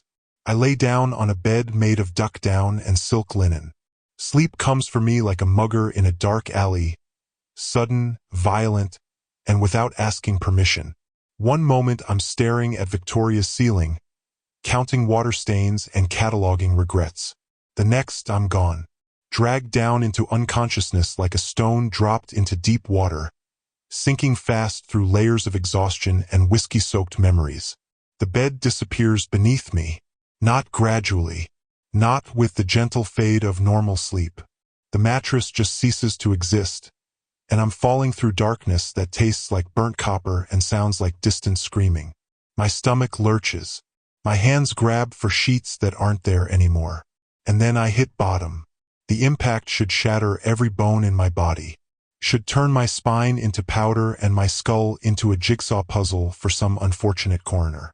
But instead, I just slam into cold stone with a wet thump that knocks the air from my lungs and fills my mouth with the taste of ash. For a moment, I just lie there. Breathing hurts. Moving hurts. Existing hurts. The trifecta of a really excellent Monday morning. Except it's not morning and I'm definitely not in Victoria's guest room anymore. I push myself up on hands that sink into something soft and grimy. Black soot. It covers everything. Thick as fallen snow but warm as fresh blood. It coats my palms, works its way under my fingernails, stains my skin like guilt that won't wash clean. Wonderful. Nothing says prophetic vision like waking up covered in the cremated remains of someone's bad decisions. I stand slowly, testing my balance. The ground beneath my feet is solid but wrong. Stone that pulses like a heartbeat. Rock that breathes like a living thing. And everywhere, coating every surface like the world's worst interior design choice, that black soot. Then I see the fire. It burns in the distance, massive pillars of flame that reach up toward a sky that isn't there. But these aren't normal fires. They're cold, ice cold. The kind of flames that burn away heat instead of creating it, that freeze flesh instead of charring it. I can feel their anti-warmth from here, like standing in front of an open freezer in the middle of a heat wave. The smoke that rises from those flames is thick as tar and black as a politician's soul. It rolls across the landscape in waves, obscuring everything beyond a few dozen yards. I can taste it on my tongue, bitter and sharp, like licking a battery made of despair. So hell then, or at least the tourist brochure version. The sulfur hits me next. Not a whiff, not a hint. A full-on assault of rotten eggs and burning matches.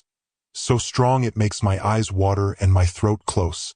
Somewhere in the distance, I can hear the bubbling of magma, the hiss of stone meeting liquid fire, the crack of earth surrendering to forces it was never meant to contain. Then the ground starts shaking. Not a gentle tremor. Not a polite earthquake that gives you time to find a doorframe and contemplate your mortality. The entire landscape convulses like a dying animal, throwing me to my knees and sending fresh waves of black soot billowing into the air. Note to self, hell has terrible structural integrity. File under reasons not to visit. When the shaking stops, I force myself to stand.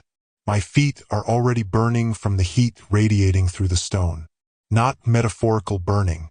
Actual, literal, my soles are starting to cook burning. The kind that makes you wonder if maybe barefoot was a poor choice of footwear for this particular hellscape. That's when I see it. The river. It cuts through the landscape about 100 yards ahead. And it's not made of water. It's not made of lava either, though that would make more sense down here. No, this river is crystallized. Solid. Sharp. Every inch of it gleaming like freshly cut rubies, reflecting the cold fire in a way that makes my eyes ache just to look at. But it's beautiful. Christ, it's beautiful.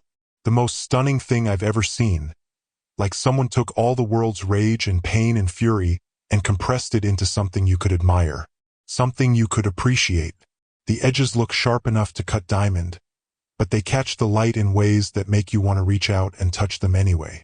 I take a step toward it. Then another. My feet scream protest with each movement, but I barely notice. The river calls to me like a siren song, promising.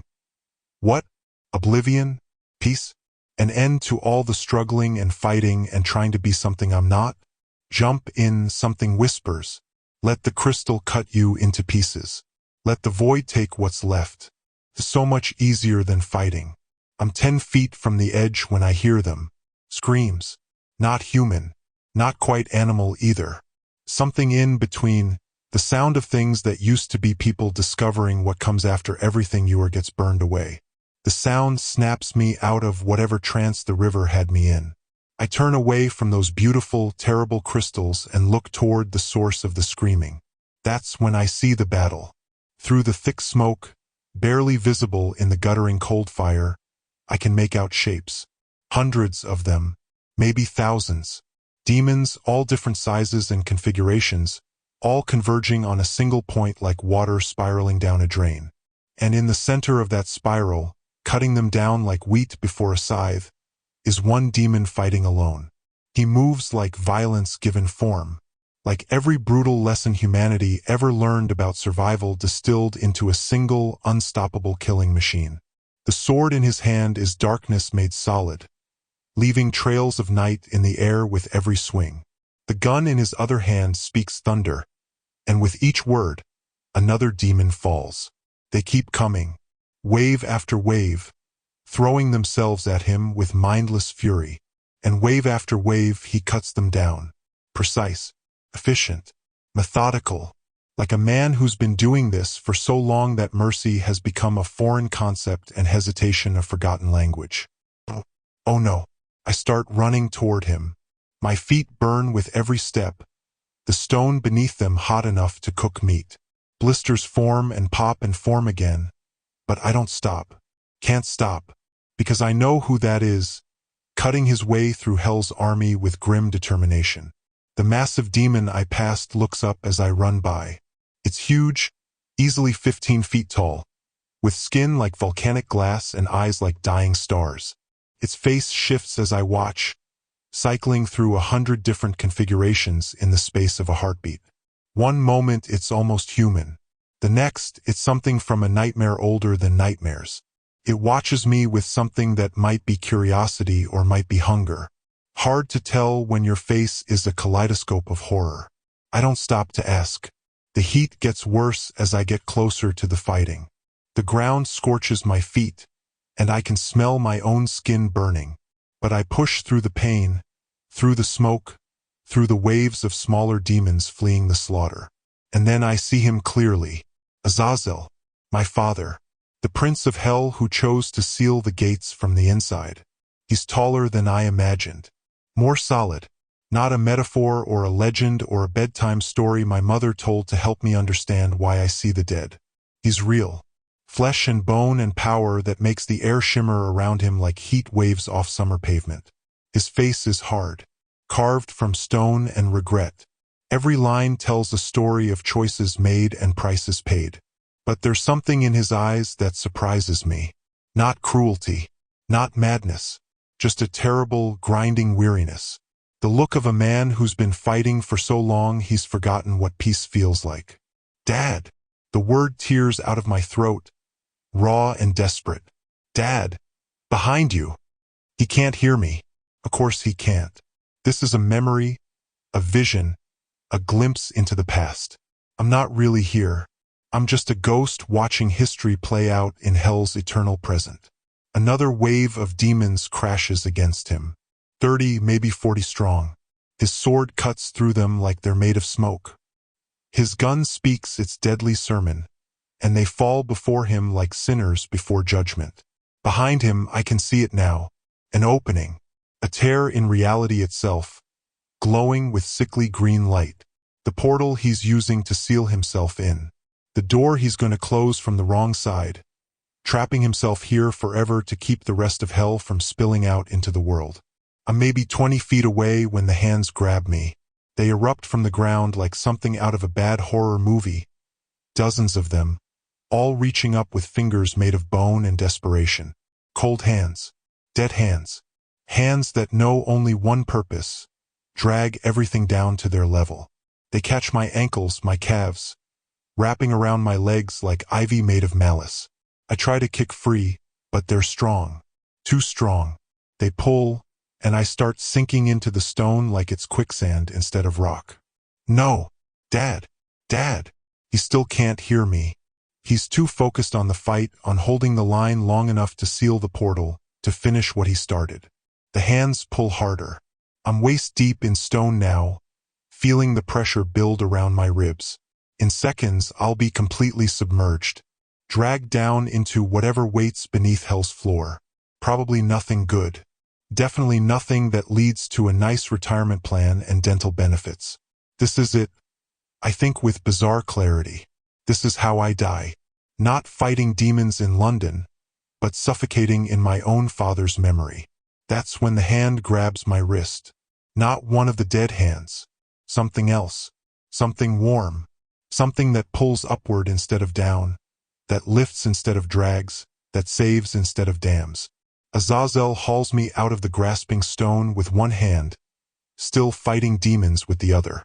His grip is iron-strong, calloused from centuries of holding weapons. He pulls me free with enough force to send me sprawling across the burning ground. I look up at him from my back, and for the first time he looks down at me. Those eyes. Christ, those eyes. They're my eyes. Gray as London fog, hard as old iron, but with something beneath the surface that might be love or might be regret or might be both at once.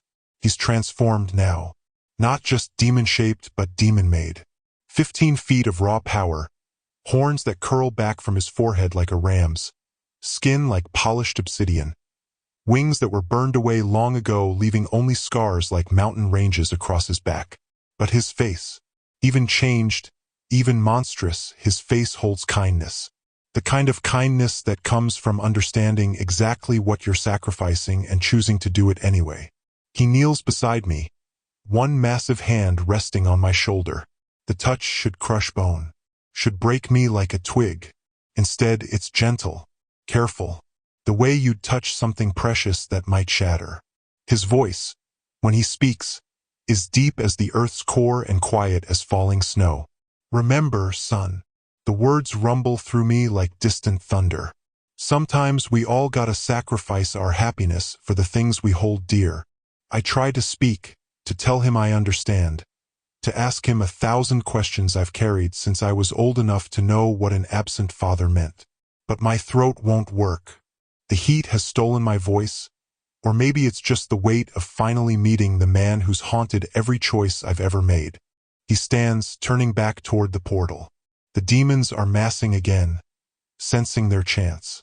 Behind him, the tear in reality pulses with sick light, and I can see shapes moving beyond it. Things that make the demons look like children's toys. Things that shouldn't exist even in nightmares. I chose this, he says, not looking back at me. Not because I wanted to. Not because I thought I'd win some cosmic prize or posthumous redemption. But because someone had to. And I was the only one strong enough to do it and corrupt enough that losing me wouldn't cost heaven a damn thing. Another wave of demons. His sword cuts them down with brutal efficiency. You've got a choice coming, son. Maybe not today. Maybe not tomorrow. But soon. He pauses, and I can hear the smile in his voice even if I can't see his face. When it comes, remember you don't have to choose between being human and being monster. You can choose to be something better than both. The portal behind him starts to close. He's running out of time. The shapes beyond are pressing against the barrier, testing its strength, looking for ways through. Dad, I know. Those 2 words carry more weight than I can process. I know what you want to ask. I know what you need to hear. But you already know the answers, Sabre. You've always known. You just needed to see that someone else made the same choice and survived it. He walks toward the portal, toward the things waiting beyond, toward the eternal imprisonment he's chosen to save a world that will never know his name. Then he stops, turns, looks at me one last time with eyes that have seen the worst that existence has to offer and still chose compassion. Your mother loved you, he says, more than heaven, more than I loved hell. She gave you the best parts of both of us and none of the worst. Don't waste that gift trying to be me. Be better. The portal swallows him. One moment he's there, standing against the tide of demons with his weapons raised and his jaw set with grim determination. The next he's gone, and the tear in reality seals behind him with a sound like the universe taking a breath of relief. The demons that were attacking scatter, suddenly leaderless. The cold fire dims. The landscape starts to shift, reality reasserting itself now that the threat has been contained. That's when I hear it. A growl. Not a demon. Not my father. Something else. Something massive enough that its voice makes the ground shake and the air itself vibrate with primal terror. The sound comes from below, from beneath hell's floor, from whatever waits in the spaces between spaces where even demons fear to tread. It's waking up, and it sounds hungry. That's what he sealed away. That's the first darkness. The growl builds, rising from deep bass to ear-splitting treble, promising things that make death look like a mercy and damnation look like a vacation. I want to run, want to wake up, want to be anywhere but here, in the memory of my father's greatest sacrifice, listening to the thing he died to contain announcing its eternal fury. But I can't move, can't speak, can't do anything but stand there with my feet burning and my heart hammering and that terrible growl filling the air like the promise of apocalypse. I wake up gasping. I take a look at the clock. Only an hour has passed. The dream felt so long. Victoria's ceiling. Water stains. The familiar smell of old building and older secrets.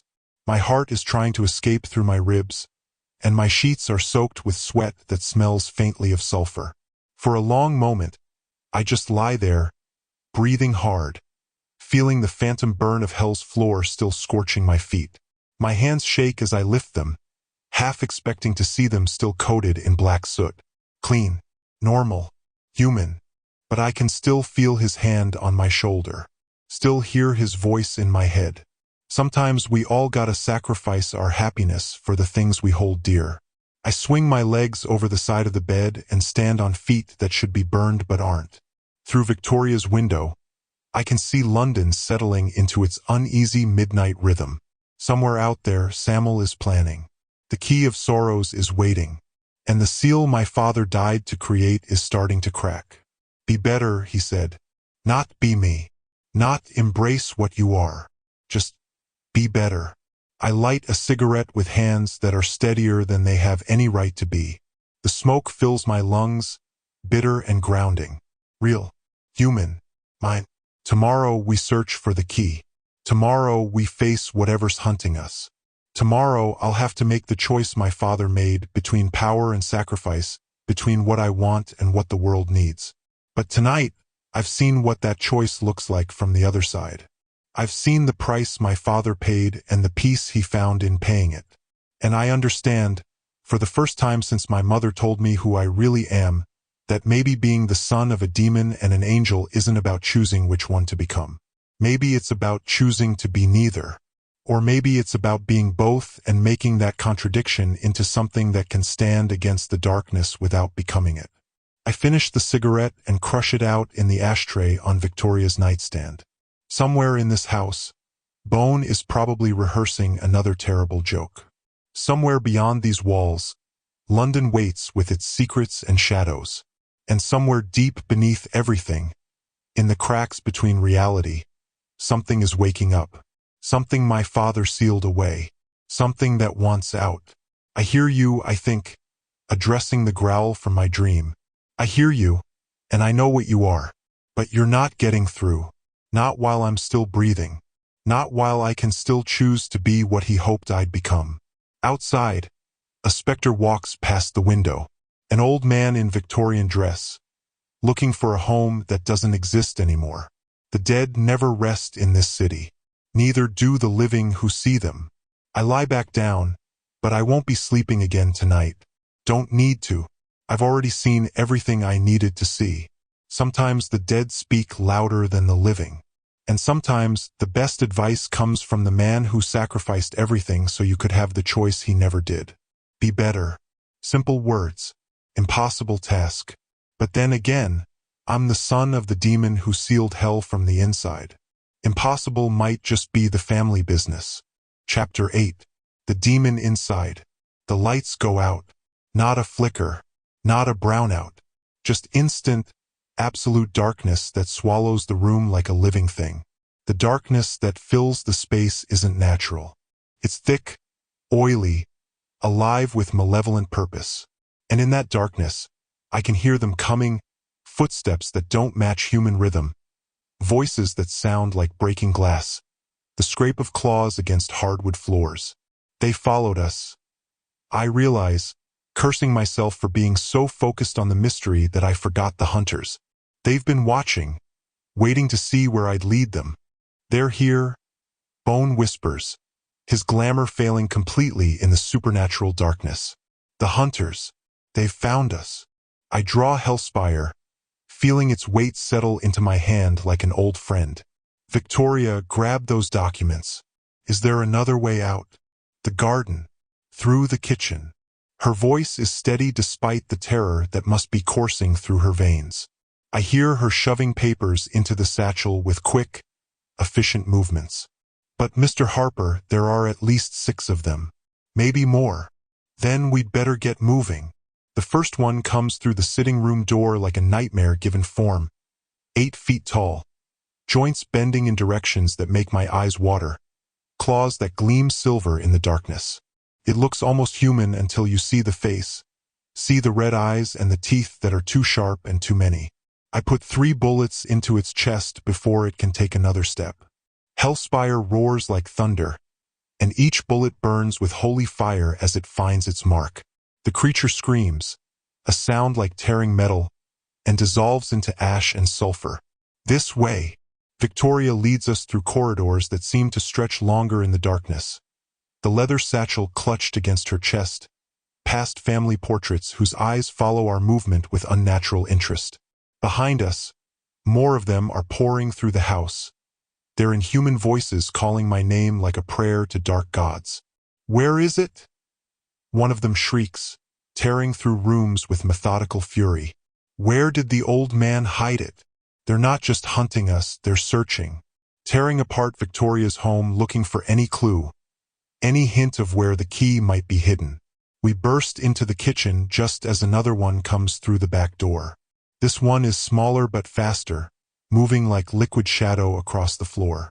Bone intercepts it with his bare hands, his ghoul strength finally proving useful as he tears its head clean off with a wet, tearing sound.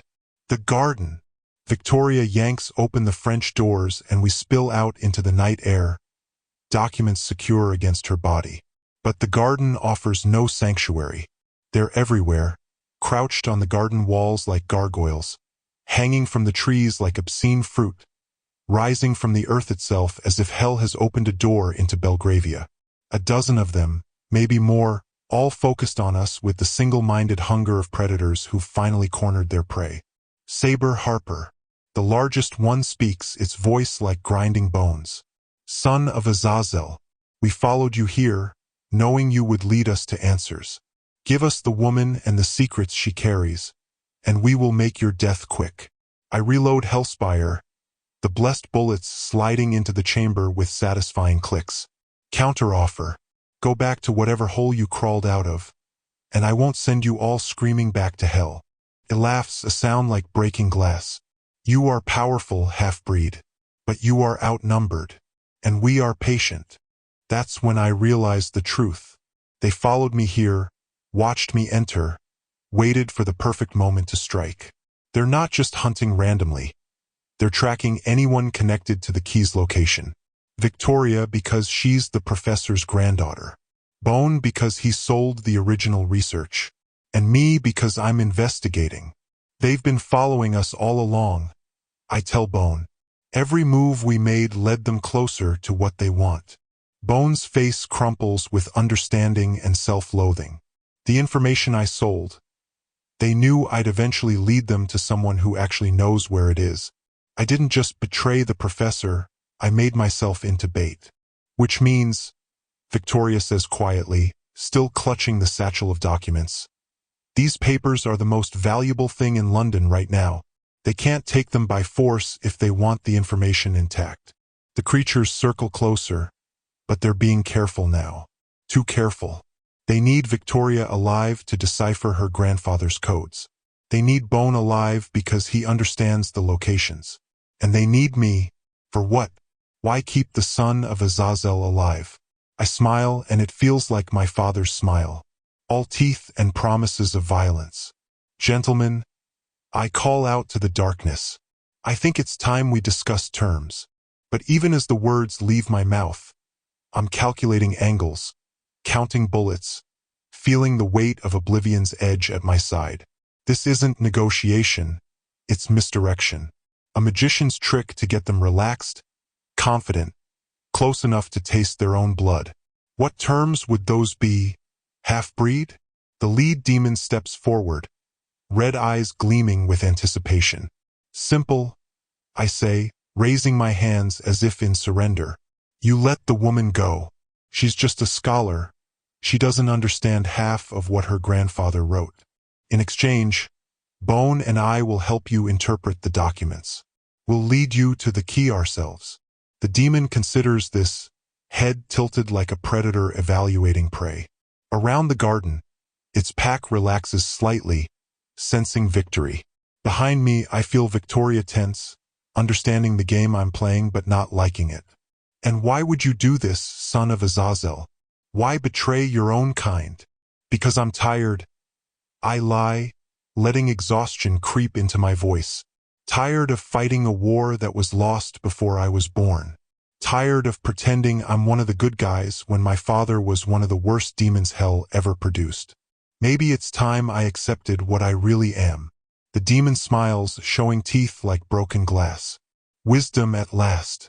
Very well. The woman may leave with her. I draw and fire in one smooth motion. The blessed bullet takes the lead demon's center mass, and the holy fire burns through it like acid through paper. But I'm already moving, already spinning toward the next target. The sensor at my belt grows warm as the first soul gets sucked in, screaming. Down! I shout to Victoria as chaos erupts around us. The demons surge forward, caught off guard by the suddenness of my attack. I put bullets into 3 more before they can react, Hellspire roaring its fury into the London night. Each kill feeds the sensor, each soul trapped and screaming as it joins my collection. But bullets won't be enough. There are too many of them, and they're recovering from their surprise. I draw Oblivion's edge. The moment the dark blade clears its sheath, everything changes. Power courses through me like lightning, like molten metal in my veins. This isn't just a weapon. It's a piece of Azazel himself, forged in the fires of hell and quenched in demon blood. The first demon reaches me with claws extended. I take its head off with a single sweep, the blade cutting through supernatural flesh like smoke. The creature's dying scream feeds something hungry inside me, something that wants more blood, more death, more souls to harvest. I lose myself in the killing. My vision goes red, and through that crimson haze I see myself moving with inhuman speed. The blade is an extension of my will, cutting down demons like wheat before the scythe. Each kill makes me stronger. Each soul feeds the fire burning in my chest. This is what you are. A voice whispers in my mind. This is your birthright. My face burns. My eyes burn. I can feel myself changing, growing. The clothes I'm wearing start to strain as my frame expands, muscles swelling with supernatural power. My vision shifts, showing me heat signatures, showing me the demon's true forms beneath their glamours. And on my forehead, I can feel something pushing through the skin. Horns, small at first like nubs of bone, but growing, curling, marking me for what I truly am. The son of Azazel, the heir to hell's greatest traitor. No, I think desperately, even as another demon falls to my blade. I'm not this. I chose to be different. But the power doesn't care what I choose. It only knows what I am. The remaining demons sense the change. They can feel the power radiating from me, can smell the sulfur and brimstone leaking from my pores.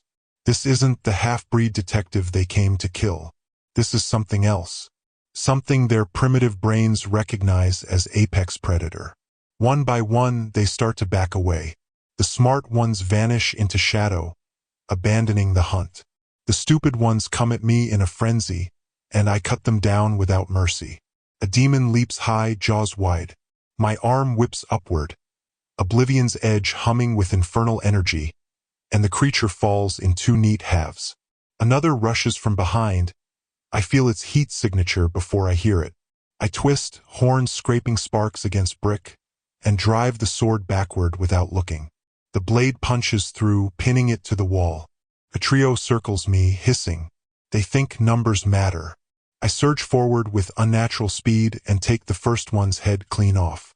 The others collapse under my assault, broken and bleeding, their ichor steaming on the perfectly manicured lawn. Stop, I tell myself. Stop before you become him. But I can't stop. The power won't let me. When the killing finally stops, I'm standing in a garden full of ash and sulfur, breathing hard, my clothes torn and bloody. The sensor at my belt is warm with trapped souls, and I can feel their screams adding to the symphony of rage that fills my head. Victoria and Bone are staring at me with a mixture of awe and terror. Victoria still clutches the leather satchel to her chest, but her knuckles are white, and I can see the fear in her eyes, not of the demons, but of me. I try to say something, try to tell them I'm still me, still the man who chose to protect rather than destroy. But the words won't come. The power is too much, too pure, too close to what my father must have felt when he walked the burning streets of hell as its prince. I take a step toward them and Victoria flinches. That small movement, that involuntary recoil, cuts through the supernatural fury like a blade through flesh. I see myself as she sees me. 7 feet tall now, wreathed in shadow and fire, with horns curling from my forehead and eyes that burn like coals. My hands are covered in silver blood, steam rising from my skin where demon ichor touches it. A monster, just like my father. No, not like him. He chose to sacrifice himself. He chose to save the world. The realization hits me like a physical blow, and with it comes the crash. All that borrowed power, all that demonic strength, it bleeds out of me like water through a broken dam. My vision blurs. My knees buckle. The horns recede. The fire in my eyes dims, and I feel myself shrinking back to human size. The last thing I see before darkness takes me is Victoria reaching out with hands that shake with fear and something that might be compassion. The satchel of documents falls to the ground beside her as she moves to catch me. My father was a monster who chose to be a hero, I think, as consciousness fades. Maybe I can be the same. In this business, sometimes winning feels a lot like losing. And sometimes the only way to protect what matters is to become the thing you fear most. Chapter 9. The morning after. I wake up in hell. Or at least that's what it must feel like. The room is unfamiliar, cream-colored walls, expensive furniture, the kind of place where people discuss stock portfolios over afternoon tea. But my head feels like someone's been using it for percussion practice with a sledgehammer, and there's a taste in my mouth like I've been gargling grave dirt and regret. Victoria Blackthorne sits in a wingback chair beside the bed, a cup of tea balanced on her knee and dark circles under her eyes that suggest she's been keeping vigil for hours. When she sees me stirring, relief floods across her face. "Mr. Harper, how do you feel?" I look down. My clothes have been changed. Someone dressed me in clean jeans and a white shirt while I was unconscious. The thought of Victoria seeing me vulnerable like that makes something squirm uncomfortably in my chest. My gun and blade are on the nightstand beside me, within easy reach but clearly placed there deliberately. A gesture of trust. Like I went 10 rounds with a freight train and lost. I sit up slowly, testing my balance. The room spins once, then settles. How long was I out? 6 hours. It's nearly dawn. She sets down her teacup and leans forward, and I can see the weight of the question she's been carrying. What happened to you out there? You changed. You became something else. The memories come flooding back. The surge of power, the feeling of my father's strength coursing through my veins, the intoxicating rush of violence and domination. And then the crash, the terrible realization of what I was becoming. My father's weapons, I say, touching Hellspire's grip on the nightstand. They're not just tools. They're pieces of him. And when I used them, when I let myself really use them, you became him? Part of him. The part that ruled in hell before he chose to seal the gates. I reach for the glass of water on the nightstand, my throat dry as ash. That's what power does to people like me, Victoria.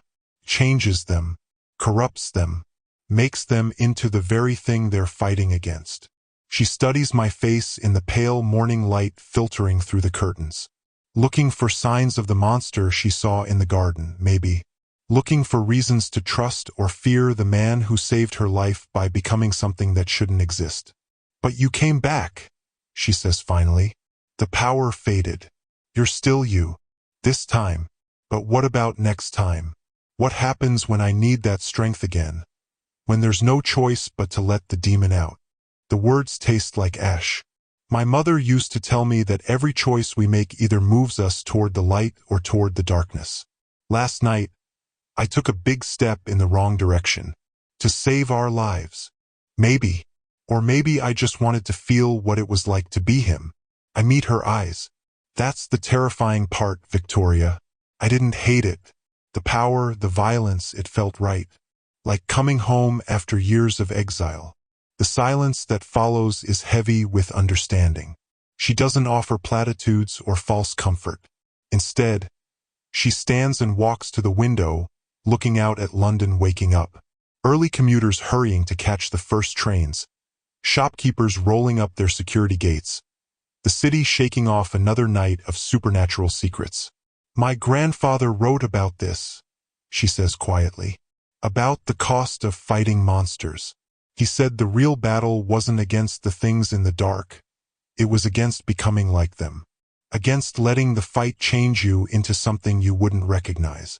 Did he win that battle? She turns to face me, and there's sadness in her eyes. I don't know. He died before I was old enough to ask the right questions. But I think he would have said that winning isn't about never being tempted. It's about choosing to come back every time you are. Through the bedroom window, I can see specters drifting through the early morning streets. A Victorian child looking for parents long dead. A soldier from the Great War walking eternal patrol. The dead never rest in this city. Neither do the living who see them. Where's Bone? I ask, needing to break the weight of the conversation. Downstairs. Making breakfast. A small smile touches her lips. Apparently, he was quite the chef when he was alive. He's been blaming himself for everything that happened. Says if he hadn't sold that information years ago, none of this would be happening. He's right. But he's also trying to make amends. He's been going through the documents we saved all night, cross-referencing locations with his old research, trying to narrow down where the key might be. I swing my legs over the side of the bed and stand. The world tilts for a moment, then stabilizes. My reflection in the bedroom mirror shows a man who looks like he's been to hell and back. Which, considering my parentage, might be literally true. The horns are gone. Whatever demonic transformation I underwent has reversed itself completely. But I can still feel it there, lurking just beneath the surface like a tumor waiting to metastasize. My father's legacy, patient and hungry. We need to find the key before I lose control again, I tell her. Before I become something that can't choose to come back. Victoria nods, and I see determination replacing the sadness in her eyes. Then let's go see what Bone has discovered. The kitchen smells like bacon and coffee, incongruously domestic after a night of supernatural warfare. Bone stands at the stove, his glamour back in place, looking for all the world like a middle-aged man making breakfast for house guests. But I can see the truth underneath the hollow sockets, the gray skin, the way his movements are just slightly off. Harper. He turns as we enter, relief clear on his face. Thank God. I mean, considering what you went through last night. Bone. Right? Sorry. He plates the bacon with hands that shake slightly. I've been going through Professor Blackthorne's research, cross-referencing the locations I investigated years ago with his notes about potential hiding places. He spreads a collection of papers across the kitchen table, maps, photographs, architectural drawings, pages covered in the professor's precise handwriting. The sight of so much documentation makes my head ache, but I force myself to focus. I've narrowed it down to the 3 we discussed last night, Bone continues. St. Bartholomew's Hospital, specifically the old pathology labs in the basement. The professor worked there during the war, helping to develop protective wards against supernatural contagion. Second possibility, Highgate Cemetery.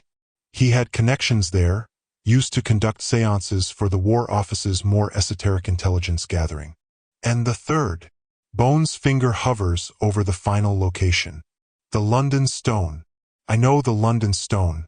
Every supernatural investigator in the city does. A limestone block set into the wall of a building on Cannon Street, ancient beyond measure, predating the Romans. Local legends claim it's the heart of London's power, the anchor point for all the protective wards that keep the city from sliding into supernatural chaos. The professor mentions it several times in his later notes, Victoria says, pulling out a leather-bound journal from the documents we saved. He believed it was more than just a historical curiosity. He thought it was a focal point, a place where the barriers between worlds were naturally thin, which would make it the perfect place to hide something that shouldn't exist. I say, hide it where the very fabric of reality is already strained, where one more impossibility might go unnoticed.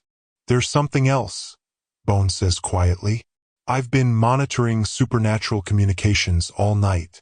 Police band radios, emergency services, even some of the more disreputable information networks. And there's been activity. What kind of activity? Bodies. 3 more, scattered across London. Same MO as the first 2 young women, tortured for information they didn't have. But these weren't random. He pulls out a sheet of paper covered with addresses and names. I managed to trace them. All 3 were descended from men who worked with Professor Blackthorne during the war. The pattern clicks into place like bullets sliding into a cylinder. They're not just hunting randomly. They have a list. Names of everyone who might know where the key is hidden. Which means, Victoria says, her face pale, they'll be coming for more families, more innocent people who don't even know why they're being targeted. I stand up, feeling the weight of responsibility settle around my shoulders like a familiar coat. The weapons are on the table, not Azazel's blade and gun, those are upstairs, but the knowledge of what they can turn me into. The car is parked outside, still modified.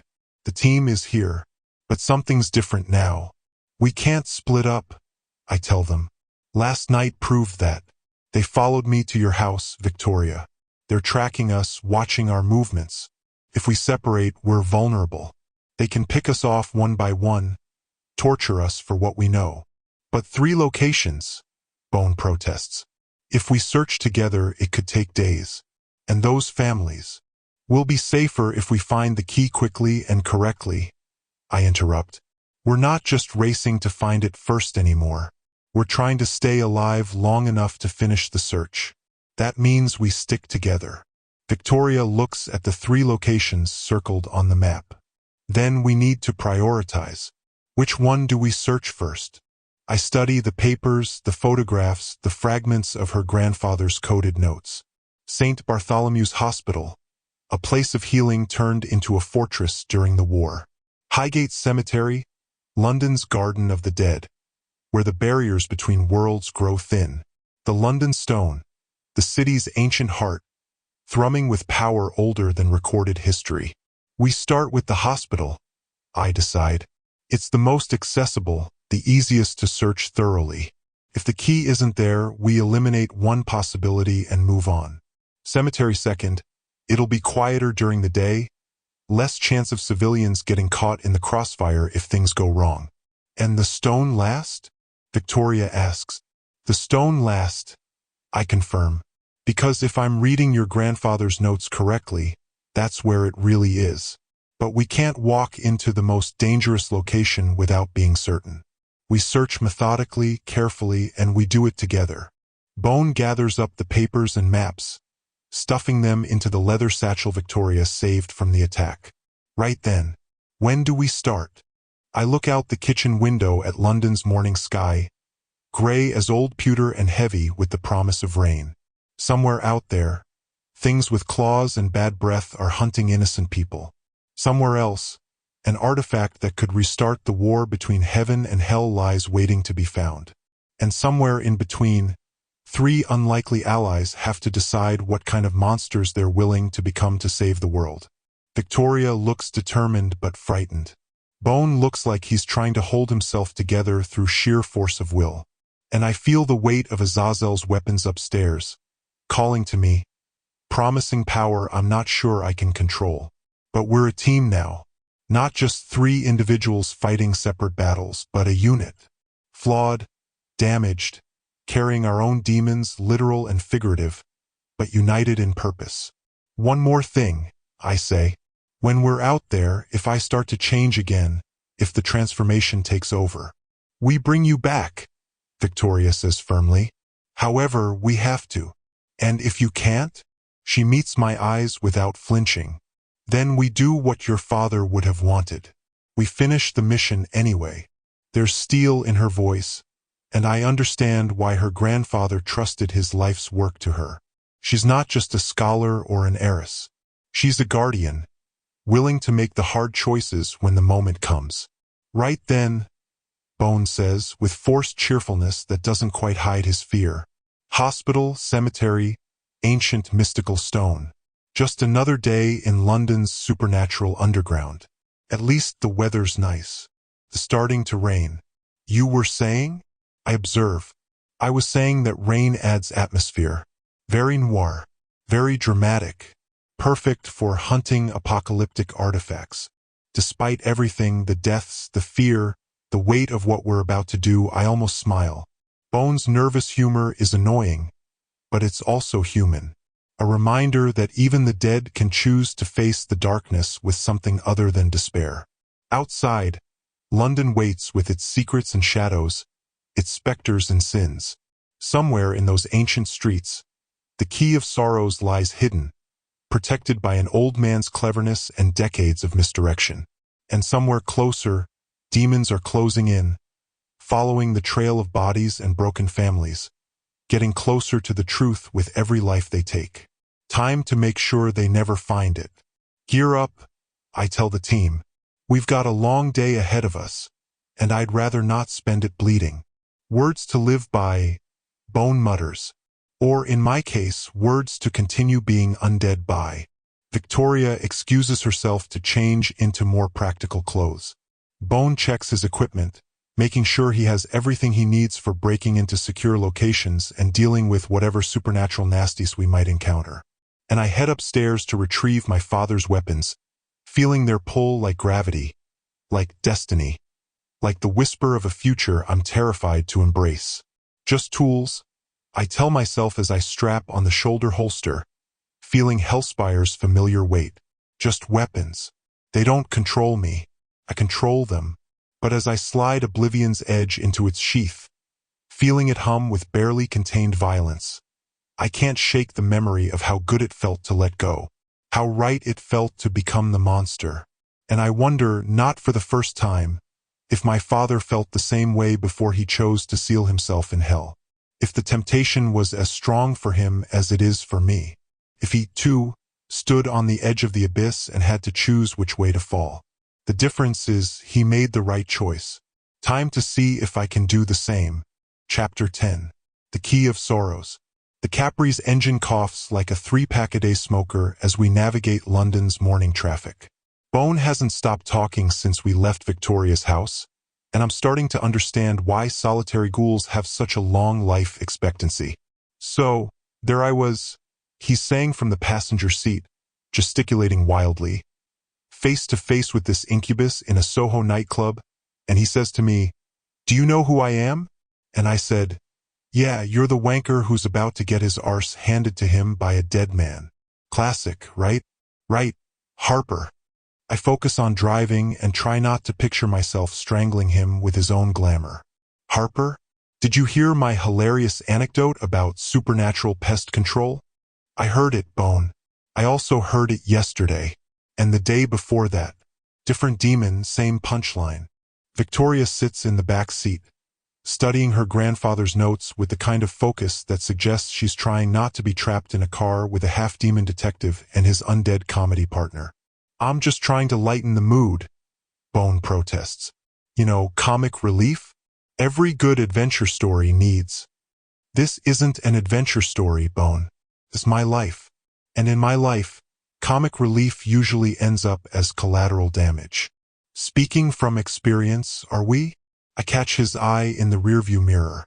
There's something there that might be sympathy if ghouls were capable of such things. The truth is, Bone's not wrong. I've had partners before. Colleagues. People who thought they could handle the supernatural side of London's underbelly. Most of them ended up dead, insane, or working for the other side. The few who survived learned to keep their distance. Smart people stay away from Sabre Harper. The stupid ones make jokes and try to be friends. St. Bartholomew's Hospital squats on the edge of the city like a Victorian monument to suffering. The building's facade is all noble intentions and architectural dignity, but I can feel what's lurking underneath. Hospitals are magnets for the recently deceased, places where the barrier between life and death gets worn thin by centuries of final breaths and last words. The moment we walk through the front doors, they hit me like a wave.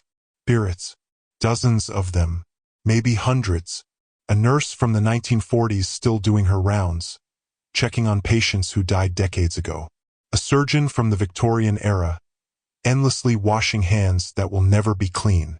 Children who never made it home. Old men who died alone. Mothers who couldn't let go of the babies they lost.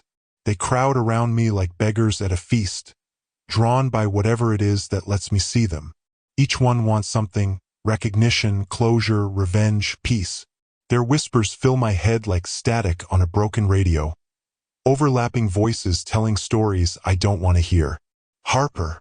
Victoria's voice sounds like it's coming from underwater. Are you all right? I'm not all right. I'm drowning in other people's unfinished business, choking on the psychic residue of 1,000 tragic endings. This is why I avoid hospitals.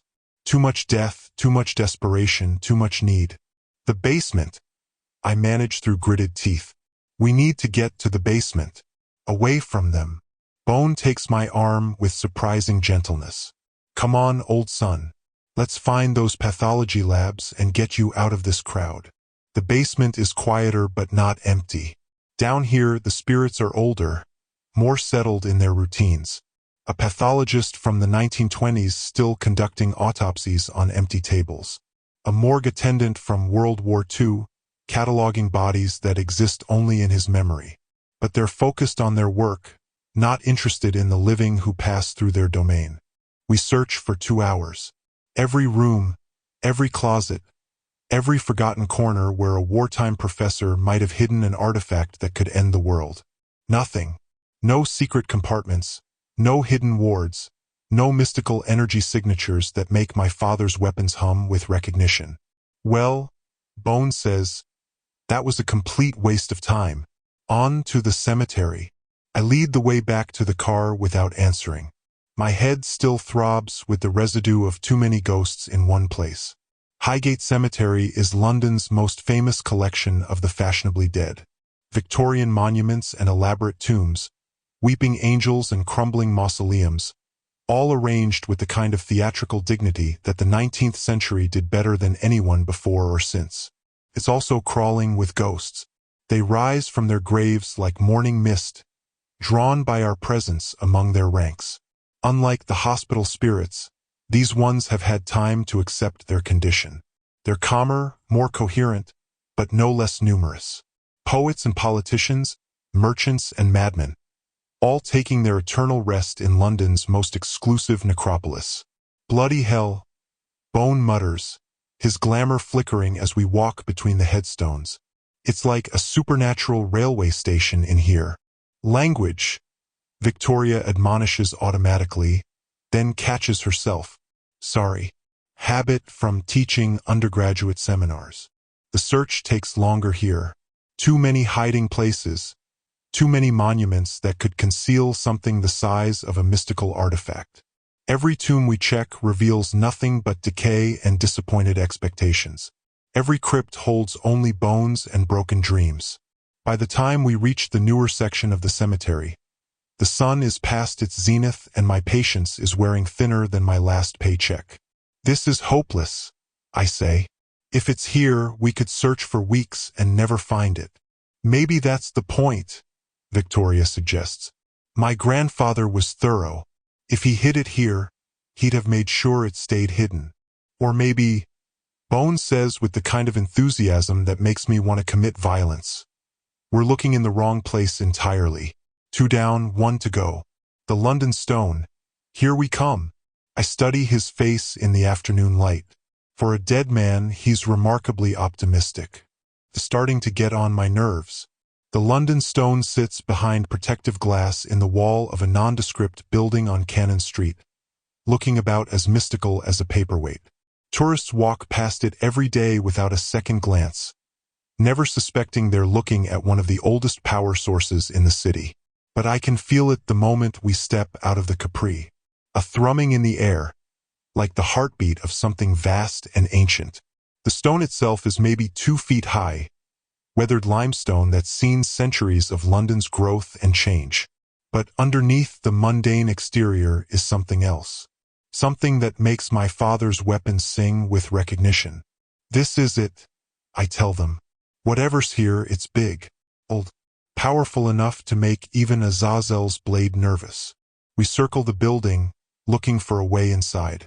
The front is all glass and modern security, but around back we find what we're looking for. A service entrance that leads to the basement levels beneath the stone's resting place.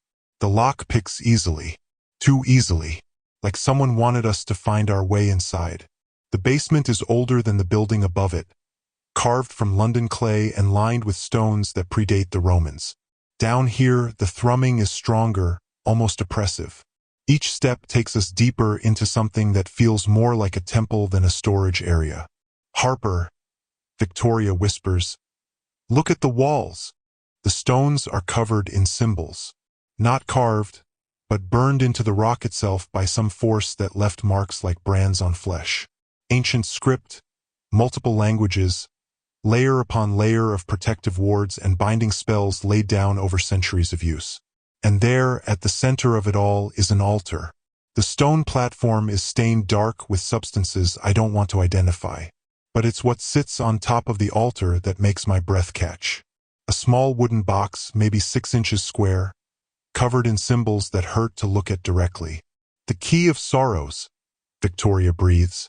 I approach it carefully, every supernatural sense I possess screaming warnings. This isn't just an artifact. It's a trap. A lure, something designed to draw the unwary close enough to be destroyed. The box itself is surprisingly light when I pick it up. Inside, nestled in rotted silk, is what looks like an ordinary iron key. Black metal, simple design, nothing that screams, world-ending supernatural weapon.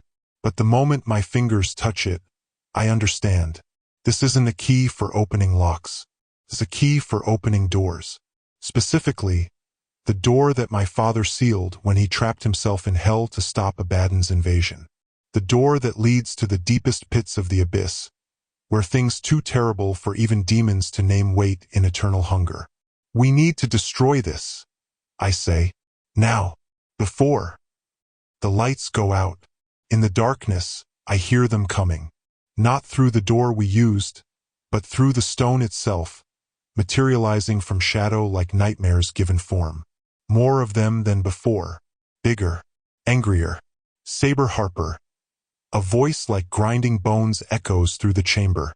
Son of Azazel, you have something that belongs to us.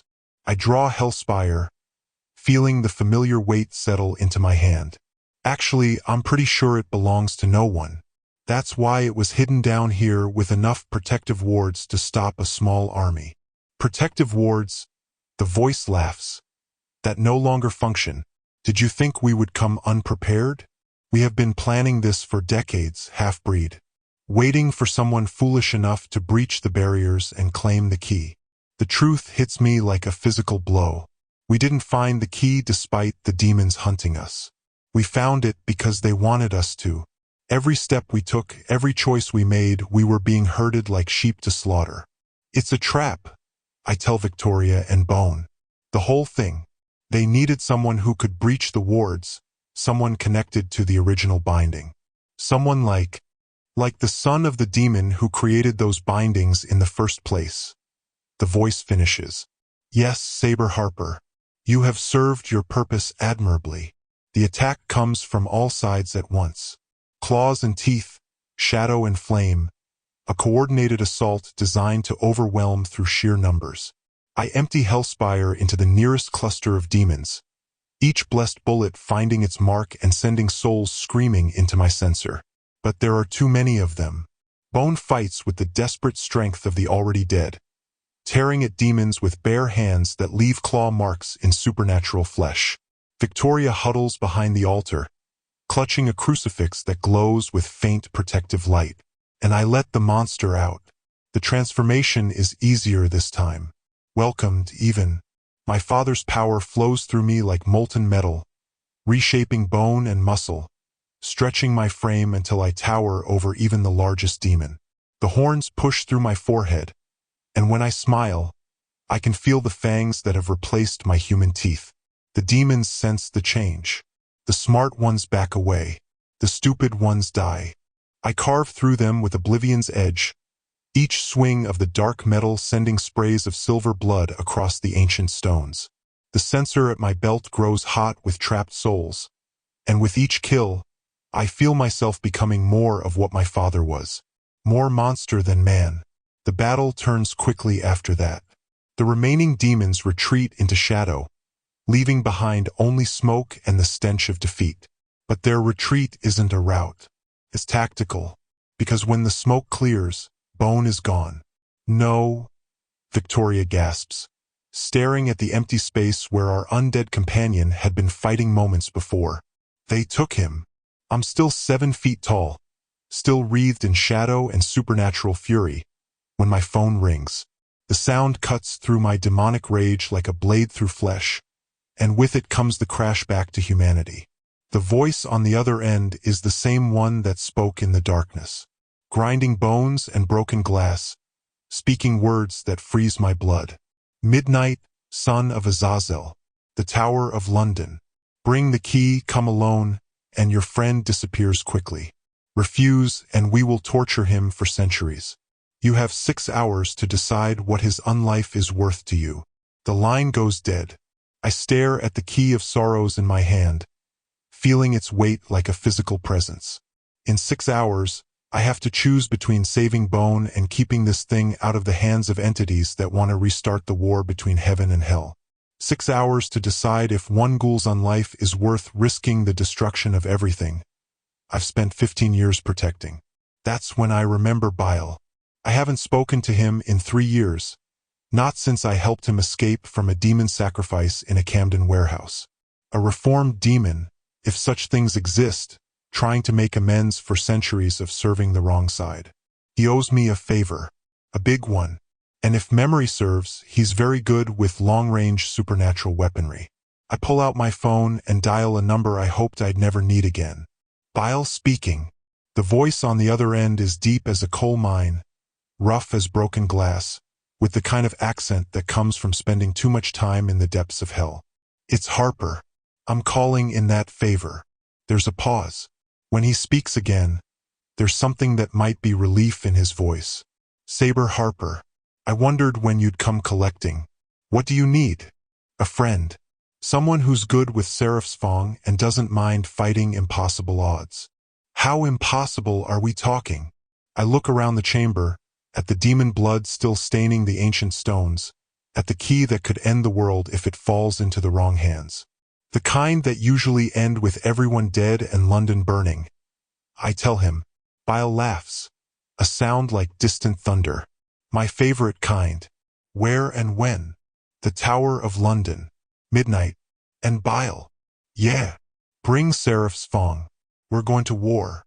I hang up and look at Victoria, who's watching me with a mixture of fear and determination. The transformation has faded, leaving me human-sized and exhausted, but she can see the resolve in my eyes. We're not giving them the key, she says. It's not a question. No, but we're getting Bone back. I pocket the artifact, feeling its malevolent weight against my chest. They think they've won, think they've cornered me into an impossible choice. But they made one mistake. What's that? I check Hellspire's chamber, reload with blessed bullets that gleam like promises of violence in the dim light. They assumed I'd come alone. In this business, sometimes your only allies are the monsters you've saved from becoming worse monsters. Tonight, I'm gambling everything on the word of a reformed demon with a sniper rifle and a debt to pay.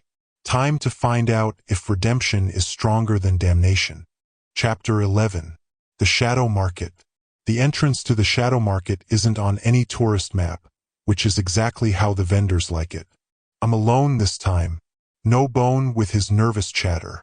Just me and a sensor full of demon souls, walking through Camden at 2 a.m. with 6 hours until I have to face Samuel at the tower. 6 hours to prepare for a fight I'll probably lose. 6 hours to find a way to save Bone without handing over the key of sorrows. 6 hours to figure out how to be the hero my father was without becoming the monster he fought. The glamour parts around me as I approach the bricked-up archway, recognizing what I am, half demon, half angel, all fucked up.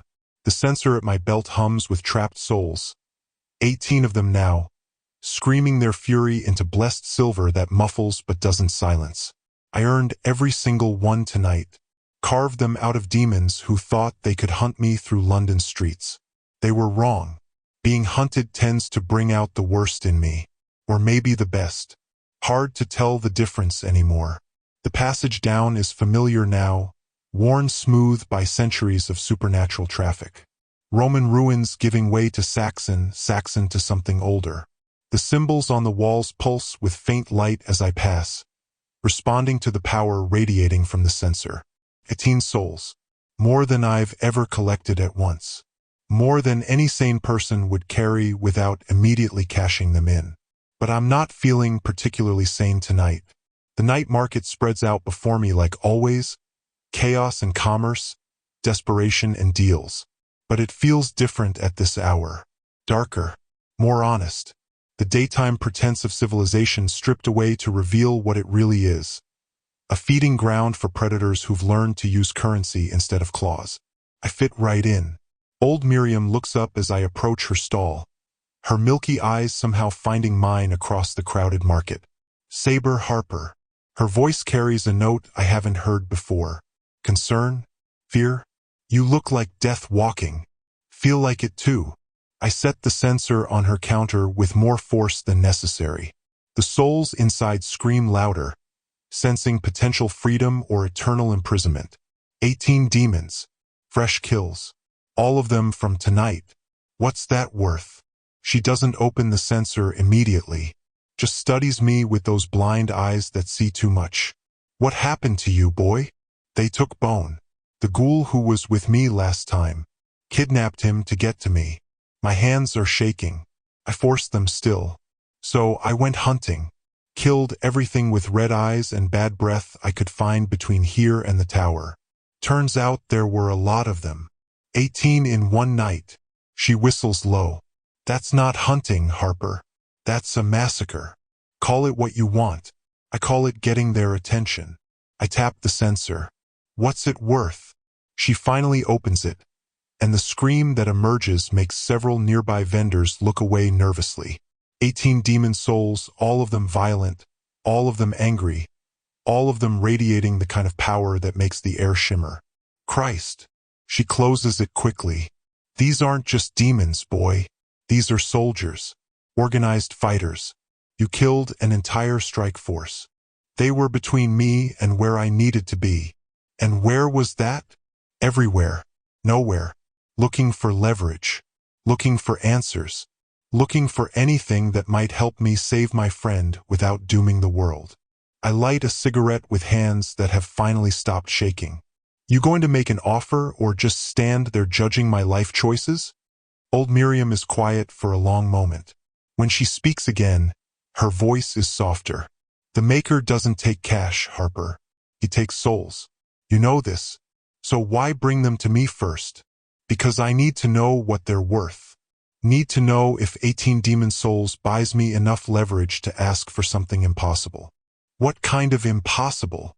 The kind where I walk into the Tower of London at midnight to face a fallen angel with an army, and I walk back out alive. With my friend. Without giving up the one thing that could restart the war my father died to end. She studies me for another long moment, then slides the sensor back across the counter. Don't sell these to me, Harper. Take them straight to the maker. All 18 of them. And when you make your deal, make sure it's worth what you're about to become. What I'm about to become. A man who kills 18 demons in one night isn't a man anymore. He's a weapon. And weapons don't get to choose their targets forever. She turns away, dismissing me. Go. Before I change my mind about helping you. The second stop isn't planned, but Whisper Jack calls out to me as I pass his stall of folded shadows. Harper. A word. I don't want to talk. Don't want to hear more bad news or cryptic warnings or offers that sound too good to be true. But information is currency, and I'm running low on everything except demon souls and bad decisions. Make it quick. The favor you owe me. His whisper cuts through the market noise like a blade through silk. I'm calling it in. Now. My hand drifts to my gun. That wasn't the deal. You said when you choose, not when it's convenient. And I'm choosing now, because what I need from you and what you need to survive the next 6 hours happen to align. He gestures to the shadowy interior of his stall. Come. We need privacy for this. Against every instinct screaming at me to walk away, I follow him into the shadows. The interior is larger than the exterior because of course it is. Nothing in the night market obeys normal physics. It's a room made of darkness and whispers, with walls that seem to absorb sound rather than reflect it. Samuel has someone on the inside, Whisper Jack says without preamble. Someone in the supernatural community feeding him information. That's how he knew about Victoria Blackthorne. How he knew when to strike. How he's always 3 steps ahead. Who? That's what I need you to find out. Your favor, I want you to identify the traitor. And when you do, I want you to eliminate them. I'm not an assassin. You killed 18 demons tonight, Harper. Don't pretend you're above a little targeted violence. His whisper carries an edge now. The traitor is endangering the entire market. Endangering the balance we've all worked to maintain. They need to be dealt with. And if I refuse, then you break market law. And the Merchant Guild will have your head mounted above the entrance as a warning to others who think they can welch on debts. He leans forward. But you won't refuse. Because I'm going to tell you something that makes this worth your while. I'm listening. Samuel doesn't just want the key of sorrows. He wants you. Specifically, he wants you transformed. Fully demon. He needs Azazel's heir to open the seal properly. And you can't do that while you're still half-human. The words hit like a punch to the gut. The whole thing at Victoria's house was designed to push you toward transformation, to make you embrace your father's power. Every attack, every threat, every moment of danger, all carefully calculated to force you into becoming what Samuel needs you to be. I think about the garden battle, the way I let the monster out, the horns, the fangs, the intoxicating rush of power, the way it felt right. He's been playing me from the beginning, from the very beginning, the automatic writing, not divine guidance, Harper. That's Samuel. He's been inside your head for months, maybe years, guiding you toward this moment. Toward becoming the weapon he can use to break your father's seal. The cigarette burns forgotten in my hand. My father's sacrifice. My mother's hope. Every choice I've made to be better than my heritage. All of it manipulated by an angel who fell so far, he forgot what redemption looked like. Why tell me this? Because a manipulated Harper is useless to me. But an angry Harper? An angry Harper who knows he's being played and decides to burn down everyone responsible. Whisper Jack's smile is sharp as broken glass. That's the kind of Harper who might actually survive midnight. And your survival serves my interests. The traitor's name. I don't know it yet, but I know how to find them. After you leave here, someone will approach you. They'll offer help. Assistance with your midnight meeting. Weapons, information, allies. Something that sounds too good to refuse. He taps the side of his nose. That's your traitor. Samuel's inside man trying to position you exactly where he wants you. And when I identify them, you do what you do best, Harper. You make them regret their choices in a very permanent way. I'm halfway to the exit when he finds me. Marcus Ashford, the vampire from my last visit. Still tall, still pale, still radiating aristocratic contempt like expensive cologne. Harper. He steps into my path, and this time there's no smile. I need to speak with you. About tonight. About your meeting with Samuel. Every word Whisper Jack said echoes in my head. Someone will approach you. They'll offer help. I'm listening. I have resources, allies, old favors I can call in. Marcus's voice is urgent, sincere. Let me help you. I can provide backup at the tower. Weapons. Reinforcements. You don't have to face Samuel alone. Why would you do that?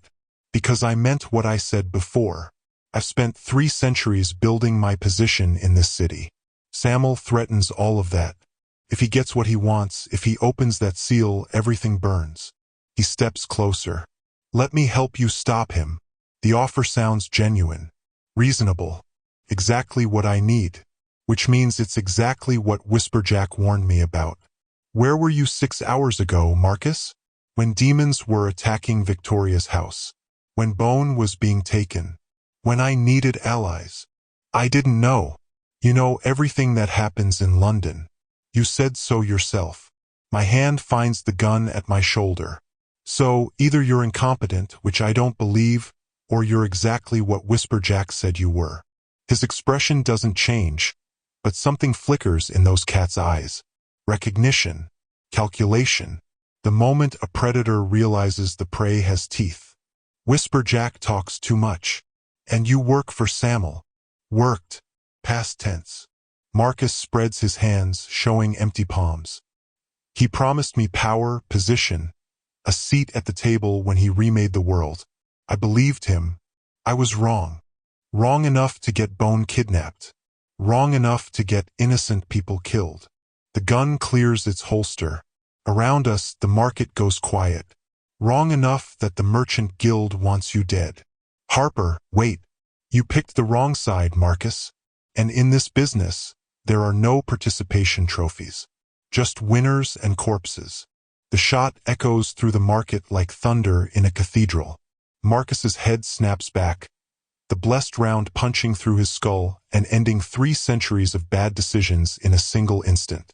He dissolves into ash because that's what happens when you kill vampires with the right ammunition. No body, no evidence. Just a pile of dust and the faint smell of old blood finally put to rest. The market stays quiet. No one moves. No one protests. Because market law is simple, traitors die. And everyone here just watched justice get served with a side of silver bullets. Whisper Jack appears at my elbow like smoke given form. The favor is paid. The debt is settled. And the market thanks you for your service. The market can go to hell. It already has, Harper. We're all just living in it. He pauses. One more piece of free advice. When you face Samuel tonight, don't fight him. That's terrible advice. Not fight as in violence. Fight as in resistance. He wants you to resist. Wants you to struggle and rage and eventually surrender to the transformation. That's his plan. Whisper Jack's voice drops too barely audible. So don't do what he expects. Do what your father did. Choose sacrifice over power. Choose to protect over dominate. Choose to be what Samuel can never understand. And if that doesn't work, then at least you'll die on your own terms instead of his. He melts back into shadow, leaving me alone with 18 demon souls, a dead vampire's ashes, and 6 hours until midnight. I leave the market as dawn starts creeping over London's rooftops. The city is waking up, commuters shuffling to their trains, shopkeepers rolling up their security gates, normal people living normal lives with no idea what lurks beneath their feet. The sensor hums against my hip. 18 souls, screaming for release or revenge or whatever it is damn things want in their final moments. I'm taking them to the Maker. trading them for weapons that might keep me alive long enough to matter. Weapons that will push me closer to becoming what Samuel wants me to be. But Whisperjack was right. This isn't about fighting anymore. It's about choosing. And when midnight comes, when I'm standing in the tower facing an angel who fell so far, he forgot what light looked like. I'll make the same choice my father made. Not because it's easy, not because it guarantees survival, but because some things are worth dying for, and some legacies are worth living up to, even when they terrify you. 6 hours, I think, watching the sun paint London streets gold and crimson. 6 hours to save Bone, stop Samuel, and prove that the son of a demon can be better than his father's worst nightmares. In this business, 6 hours is either a lifetime or a heartbeat. Time to find out which. Chapter 12. Bile the Demon. The Capri wheezes through London traffic like a dying man climbing stairs. 6 hours until midnight, and I'm driving a car that's more rust than metal to face demons that could tear apart a tank. Time for an upgrade. The maker's workshop feels different this time. Hungrier. The air shimmers with heat that has nothing to do with temperature, and the tools on his workbenches seem to pulse with malevolent life. When he sees me coming down the tunnel, his obsidian teeth gleam in a smile that would make Satan himself uncomfortable. Sabre Harper. Back so soon? And with such a lovely gift. His golden eyes fix on the sensor at my belt, and I can almost hear him counting the souls trapped inside. 18 by my count. More than enough to settle your debt, with some left over for new purchases. I set the sensor on his workbench, feeling lighter as the weight leaves my belt. The screams of the trapped demons echo faintly from within the blessed silver, but they're muffled now, distant. Someone else's problem. I need modifications, I tell him. My car. Speed, armor, weapons. Something that can get me to the Tower of London and back without becoming scrap metal. Ambitious. Expensive. He opens the sensor with reverent hands, and the souls flow out like liquid shadow, writhing and screaming as they're absorbed into his collection apparatus. But doable. What did you have in mind? Surprise me. You've got 15 souls to work with. Make them count. The maker's grin widens. Oh, my dear boy, for 15 souls, I can make you a chariot worthy of your father himself. 2 hours later, I'm staring at something that used to be a Ford Capri but now looks like it was designed by a committee of madmen and angels. The body is still recognizably mine. Same rust spots, same spiderweb crack in the windscreen. But underneath the familiar exterior lurks something altogether more dangerous. Reinforced chassis, the maker explains, running his clawed hands along the car's flanks. Armor plating blessed by 7 different pantheons. The engine, well, let's just say it no longer runs on petrol alone. He pops the hood, revealing an engine that glows with its own internal fire. Pistons that look like they're carved from obsidian, a radiator that hums with contained power, and connecting it all, cables that pulse with energy that definitely isn't electrical. Demonic fusion, he says proudly, burns souls instead of fuel. Should give you speed enough to outrun anything short of a fallen angel. And if speed isn't enough, he shows me the weapon systems. Twin machine guns that fold out from the front bumper, blessed ammunition that will punch through supernatural hide like paper. Defensive wards built into the bodywork that will turn most magical attacks aside. And in the back seat, a surprise that makes me whistle in appreciation. A rocket launcher. Small, compact, but definitely capable of ruining someone's night. The souls you brought me were particularly potent, the maker notes. Demons that had fed well, grown strong on human suffering. Their essence will power these modifications for months, perhaps years. I run my hands along the steering wheel, feeling the power thrumming just beneath the surface. This isn't just a car anymore. It's a weapon, a chariot of war built for the son of Azazel. And it scares the hell out of me. There is one small matter, the maker adds, his voice carrying a note of warning. The modifications are particular about their driver. They will respond to you and you alone. but they will also try to influence you, make you more aggressive, more willing to embrace violence. Consider it a side effect of using demonic essence as fuel. Just like the weapons, I think. Everything my father touched wants to turn me into him. I'll manage. See that you do. It would be unfortunate if you survived whatever's waiting at the tower only to lose yourself to your own vehicle. The drive back through London is a revelation. The Capri moves like liquid lightning now, responding to my thoughts as much as my hands on the wheel. Traffic lights seem to last longer when I approach them. Other drivers unconsciously move out of my way. The city itself seems to recognize that something predatory is moving through its streets. And I can feel it working on me. The urge to push harder, to drive faster, to embrace the power thrumming through the modified engine. The car wants violence.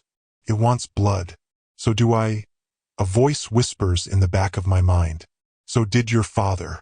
Why fight what you are? I find Bile waiting for me in the ruins of St. Dunstan in the east, a bombed-out church in the city that's become an unofficial meeting ground for London's supernatural community. He's exactly as I remember him, 8 feet of red-skinned, fire-wreathed demon, with horns that curl back from his forehead like a ram's and eyes that glow like coals in a forge.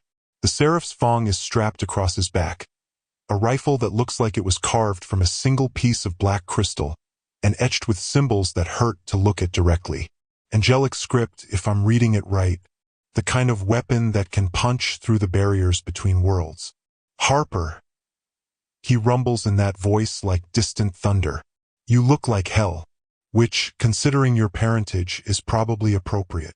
Nice to see you too, Bile. You ready for this? He hefts the rifle, and I can see fire dancing along its length. I've been ready for 3 years. Ever since you pulled me out of that sacrifice in the East End. Time to return the favor.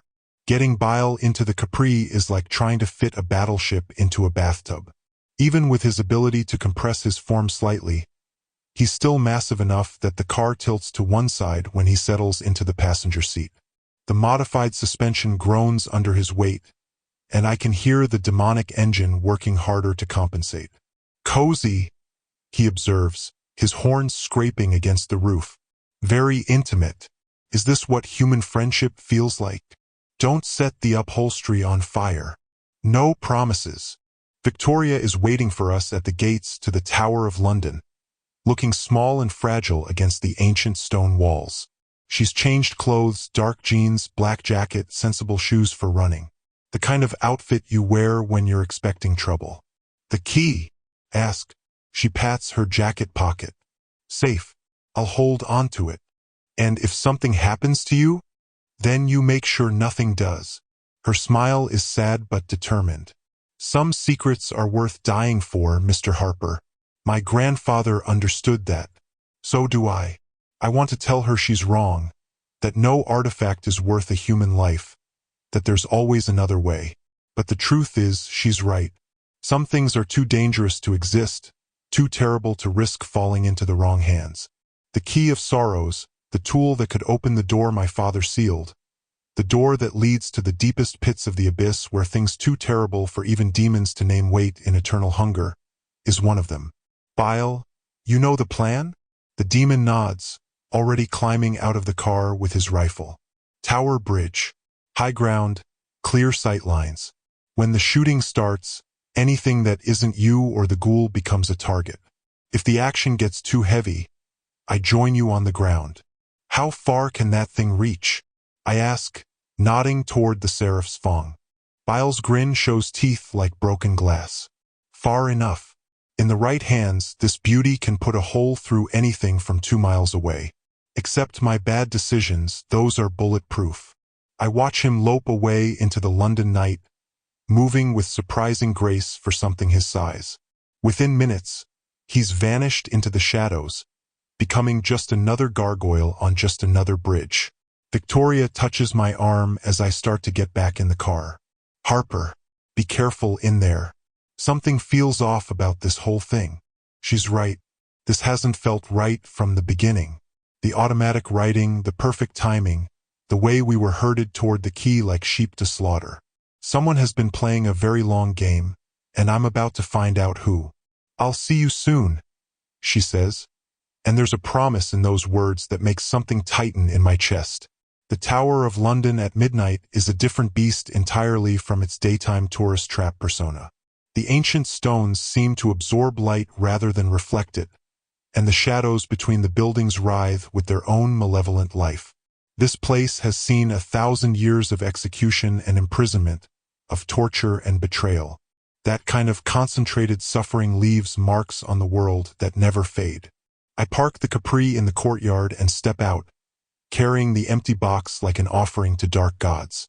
The air smells of old blood and older secrets, and I can feel eyes watching me from every shadow, every window, every gap between the stones. Sabre Harper. The voice echoes from the White Tower itself, amplified by supernatural acoustics until it seems to come from the very walls. Son of Azazel, welcome to your execution. He steps out of the shadows like he's been waiting there for centuries, which, knowing him, he probably has. Samuel, the left hand of God, the angel of death who fell so far from grace that even hell wouldn't have him. He looks exactly as I remember from my mother's stories, tall, pale, beautiful in the way that sharp knives are beautiful. His wings are gone, burned away in his fall, but the power remains. It radiates from him like heat from a forge, making the air shimmer with barely contained violence. Hello, Uncle, I say, because sometimes the only response to cosmic horror is sarcasm. Still trying to burn down the world, I see. His laugh is like breaking crystal. Burn it down? Oh, my dear nephew, you misunderstand. I don't want to destroy this world. I want to rule it. And for that, I need the key. That's when I see Bone. He's suspended between two of Samuel's demon servants. His glamour completely failed, looking every inch the animated corpse. He really is. But his eyes are alert, and when he sees me, he manages what might be a grin. Harper. About bloody time. His voice is strained but steady. These bastards have been trying to crack my skull open for information. Good thing I'm already dead. Makes interrogation rather pointless. Bone. I keep my voice steady, though inside I'm calculating angles, distances, the best way to get him clear when the shooting starts. You holding up? Physically? I'm dead, mate. Hard to get much worse. But there's steel underneath the humor now. They wanted to know where you'd hide the key. Gave them nothing. Some debts can only be paid in suffering, yeah. Samuel steps closer, and I can see the hunger in his eyes. The desperate need that drives all fallen angels, the desire to prove they were right to rebel, that heaven was wrong to cast them out. The box, nephew. Give me the box, and your friend's suffering ends quickly. I hold up the empty container, letting him see the rotted silk interior. You mean this box? The one that's been empty for the last 4 hours. His perfect features twist with rage, and for a moment I can see what he really is underneath the angelic beauty. Something burned and broken, twisted by millennia of hatred into a shape that barely remembers what love felt like. Where is it? He snarls. Where is the key? Safe, hidden, lost forever, just like Victoria's grandfather intended. I don't reach for a cigarette. Don't need the distraction. Did you really think I'd bring the one thing that could open the door my father died to seal to a meeting with the angel who started that war in the first place? You sanctimonious little half-breed. Samuel's voice drops to something cold and terrible. Do you have any idea what you've cost me? I've spent 60 years preparing for this moment. 60 years building alliances, gathering power, waiting for the right opportunity to undo what your father did. To open the gates, he sealed and command the armies he imprisoned. The truth clicks into place. You don't just want to rule this world. You want to restart the war. Finish what Abaddon began. Abaddon was a fool. Blunt force and chaos. Samuel's smile is sharp as broken glass. I will be strategic, surgical, with the armies of the deepest pit at my command and you at my side. Me? Of course. Why else would I let you live this long? You're not just Azazel's son, nephew. Your Seraphiles as well. Angel and demon, light and darkness, perfectly balanced. With proper guidance, you could become what your father should have been. What I need you to be. He doesn't want the key just to open the door, I realize. He wants me to open it. Wants me to become the weapon he can wield against heaven and hell both. That's when the first shot rings out. The bullet takes one of Bone's captors in the head, the blessed round punching through demonic hide like it's made of paper. The creature dissolves, leaving Bone to drop to the ground in an ungainly heap. Bile's voice echoes across the courtyard from somewhere high above. Sorry I'm late to the party. Traffic was murder. The battle begins in earnest then.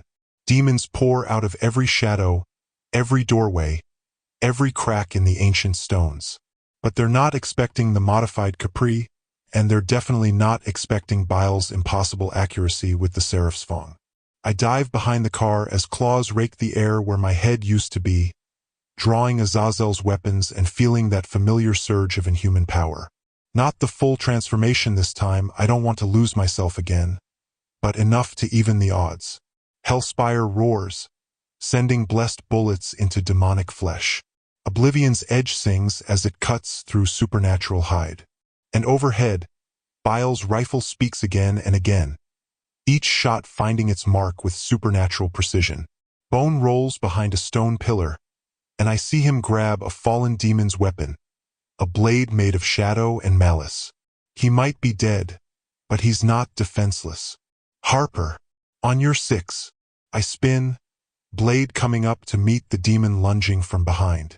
The edge cuts clean through, and another soul joins the screaming chorus in my sensor. But there are too many of them. And Samuel isn't fighting. He's watching, waiting, studying my moves like a general observing a battlefield, like a sculptor studying marble before the first cut. That's when I realized the truth. This isn't about the key of sorrows anymore. This is about me, about what I am, what I could become. Samuel doesn't just want to rule the world or restart the war. He wants an heir, someone to carry on his rebellion when he's gone. Someone with the power of Azazel and the potential for corruption that comes with angelic blood. He wants to turn me into him. And judging by the way my father's weapons are singing in my hands, by the way the demonic power is rising in my chest like a tide of molten metal, by the way the modified Capri's engine is whispering promises of violence in the back of my mind, he might just succeed. No, I think, forcing the transformation back, keeping myself human even as the power screams for release. My father chose sacrifice. My mother chose love. I choose to be more than what you want me to be. But choosing and doing are different things. And with every demon I kill, every soul I trap, I can feel myself sliding closer to the edge. In this business, family reunions always end in bloodshed. Tonight's looking like it might end in something worse. The fall of the last righteous son of a fallen angel. Chapter 13. The reunion. The Capri roars to life without me touching the ignition. I'm behind the wheel, but I'm not driving anymore. The car has become an extension of my will, responding to thoughts before they're fully formed. A demon lunges at Bone, and without conscious command, the twin machine guns fold out from the bumper and reduce it to smoking ash.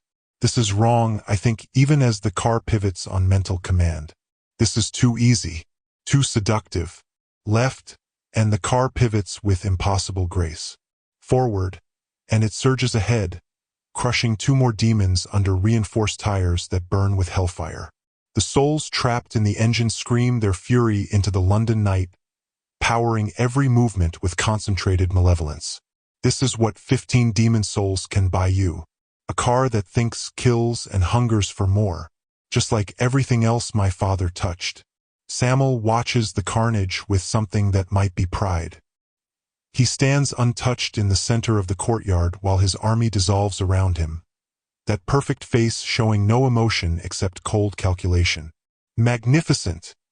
He calls out over the sound of gunfire and dying demons. Do you see now? Do you understand what you could become with the proper guidance? A blessed round from Bile's position on Tower Bridge takes him in the shoulder, spinning him around and leaving a smoking crater in angelic flesh. But he recovers almost instantly, the wound healing with visible speed. "Is that the best you can do?" Samuel shouts up at the bridge. "Come down here and face me, coward." The Seraph's Fong speaks again, aiming for the head. But Samuel moves with inhuman speed, the bullet passing through empty air. He's testing Bile's capabilities, learning the rifle's limitations, preparing for a counterattack. The car's rocket launcher is still armed. The thought is barely formed before the weapon systems respond, locking onto Samuel's heat signature with targeting systems that shouldn't exist outside a military installation. Fire. The rocket screams across the courtyard, trailing fire and fury. Samuel tries to dodge, but the explosive is faster. The detonation lights up the tower like a second sun, the blast wave shattering windows and sending debris raining down on ancient stones. When the smoke clears, Samuel is still standing, burned, bloodied, his perfect features marred by shrapnel and flame, but standing. His clothes are in tatters, revealing skin that gleams like polished marble beneath the damage. "Now that," he says, wiping silver blood from his lips, "was properly impressive. You're learning to embrace your potential at last." That's when Bone makes his move. The Ghoul has been playing dead among the demon corpses, waiting for the right moment. Now he lunges forward with desperate strength, tackling one of Samuel's remaining guards and tearing its throat out with bare hands. "Harper!" he shouts, rolling away from another demon's claws. "Whatever you're planning, now would be good." I'm out of the car before I realize I've moved, Oblivion's edge singing in my hand. The familiar weight settles into my grip, and with it comes the power. The change.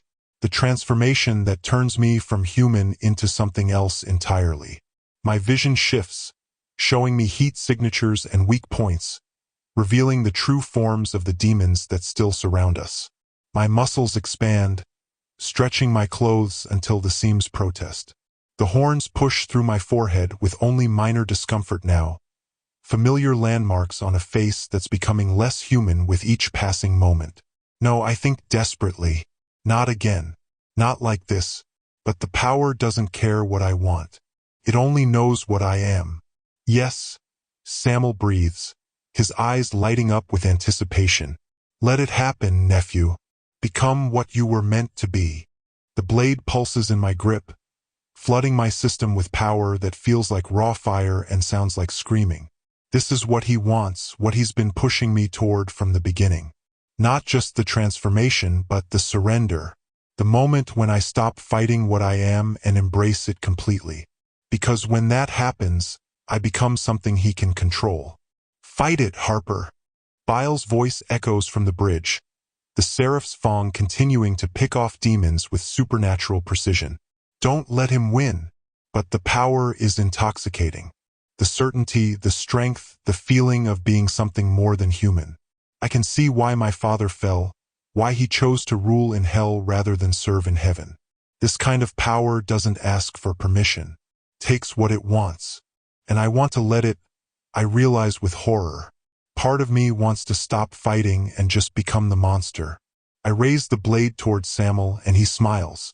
"There's my boy," he says, "ready to learn what real power feels like." He moves faster than thought, closing the distance in a heartbeat. His fist connects with my chest like a sledgehammer, lifting me off my feet and sending me flying backward into the White Tower's ancient stones. The wall cracks under the impact, centuries-old mortar raining down. But I'm already moving, already adapting.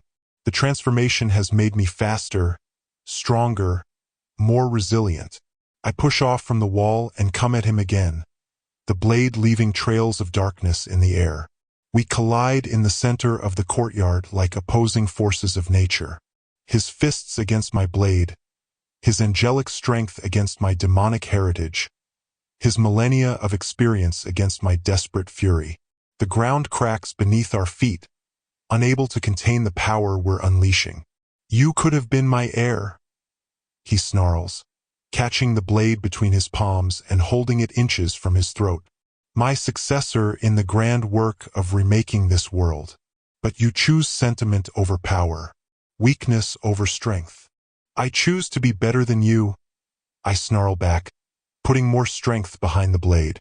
Silver blood runs between his fingers where the edge bites deep. Better than my father.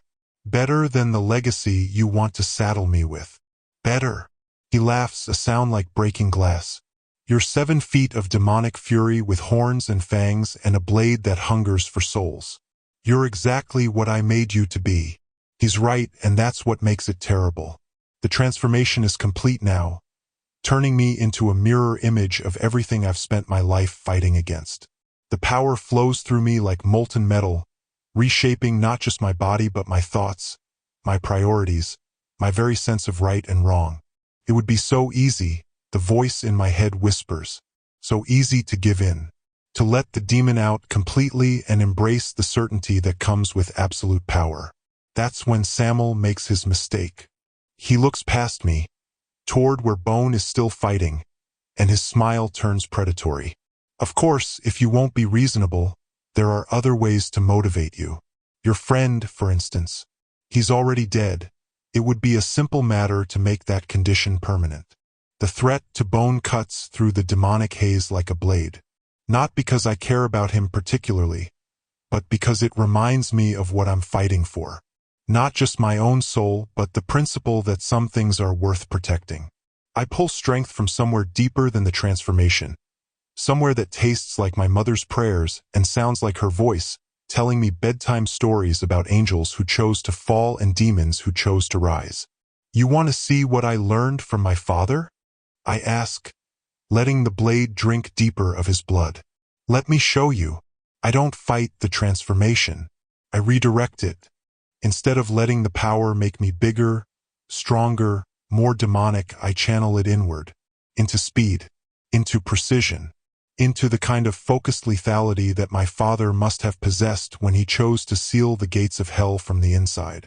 This is the choice, I realize, not between human and demon, but between using power to destroy and using it to protect. The blade moves faster than thought, faster than reflex, faster than even Samuel's supernatural senses can track. It finds the gaps in his defense, the weak points in his angelic armor, the spaces between his ribs where a heart still beats with the rhythm of rebellion. He staggers backward, silver blood streaming from a dozen wounds, his perfect features twisted with surprise. Impossible, he gasps. You're just a half-breed, a mongrel. You can't. I can. I tell him, advancing with the blade ready. Because I learned something you never did. Power without purpose is just destruction. And destruction without meaning is just waste. That's when the floor gives way beneath us. The ancient stones of the tower, weakened by centuries and the supernatural forces we've been unleashing, finally surrender. We plunge through layers of history, medieval foundations, Roman ruins, older structures that predate recorded memory. We fall together through darkness and dust, locked in combat even as the world crumbles around us. His claws rake across my chest, leaving furrows that would kill a normal man. My blade finds his ribs, his shoulder, his thigh, each cut releasing sprays of silver that illuminate our descent like falling stars. The impact is like hitting the Earth's core. We crash through what feels like solid bedrock, coming to rest in a chamber that shouldn't exist. The walls are carved from stone that looks like it predates not just London, but possibly the Earth itself. Strange symbols cover every surface, pulsing with light that doesn't come from any earthly source. And in the center of the chamber, set into the floor like a capstone, is a seal. Not just any seal. The seal. The one my father created when he trapped himself in hell to stop Abaddon's invasion. The lock that keeps the deepest pits of the abyss from spilling their contents into our reality.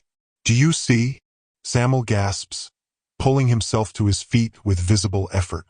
Do you understand why I needed the key? This is what your father protected. This is what stands between our world and the things that make demons look like choir boys. The seal is cracked. Not broken, but damaged. Hairline fractures run across its surface like a spider web, and through those cracks, I can feel something pressing against the barrier. something vast and hungry and patient. The key of sorrows, I realize. It doesn't just open doors. It was meant to repair the seal. Victoria's grandfather hid it not to keep it from being used, but to keep it from being found by the wrong people. Very good. Samuel's smile is sad now, tinged with something that might be genuine regret. The key was meant to strengthen what your father sacrificed himself to create. But I need it to break the seal completely, to release the entities beyond and offer them a world to devour in exchange for the power to rule what remains. The blade feels heavy in my hands, weighed down not by its physical mass but by the magnitude of what's at stake. If Samuel gets the key, if he breaks my father's seal completely, then everything ends. Not just London, not just England, but everything. You won't get it, I tell him. Even if you kill me, even if you torture everyone I care about, you'll never find where it is. Oh, my dear boy, Samuel says, his wounds already beginning to heal. Who said anything about torture? That's when I feel it. A presence at the edge of my consciousness, subtle as silk and twice as deadly. He's not just a fallen angel. He's the angel of death. And death has ways of making people talk that don't require physical coercion. He's going to kill Victoria. Not quickly, not cleanly, but slowly, piece by piece, soul by soul, until she breaks and tells him what he needs to know. Unless I stop him. The transformation surges through me again, but this time I don't fight it. This time I embrace it completely, let it reshape me into something that can match a fallen angel in single combat. 7 feet becomes 8, 8 becomes 9. My clothes tear and fall away, replaced by skin that gleams like polished obsidian. The horns push through my skull like curved blades, and when I smile, I can feel fangs that could bite through steel. This is what Samuel wanted, I think, even as the power floods through me. But he's made one crucial miscalculation. He thinks he can control me once the transformation is complete. He thinks that power without restraint will make me his puppet, his weapon, his heir to a throne built on ashes. He's wrong, because I'm not just my father's son. I'm my mother's son too. And while Azazel gave me the power to reshape reality, Seraphiel gave me the will to choose how that power gets used. The blade in my hand isn't just a weapon anymore. It's become part of me, an extension of my will made manifest. And my will right now is focused on one simple goal: stopping the angel who thinks he can remake the world in his own image. Come on then, I growl in a voice like distant thunder. Let's finish this properly. Samuel's smile falters for the first time. Not fear, angels don't fear, but recognition. He sees what I've become, and more importantly, what I haven't become. I've embraced the power without surrendering to it. I've become the monster without losing myself. I've done what my father did, chosen sacrifice over dominion, protection over power, love over hate. And that's something he can't fight.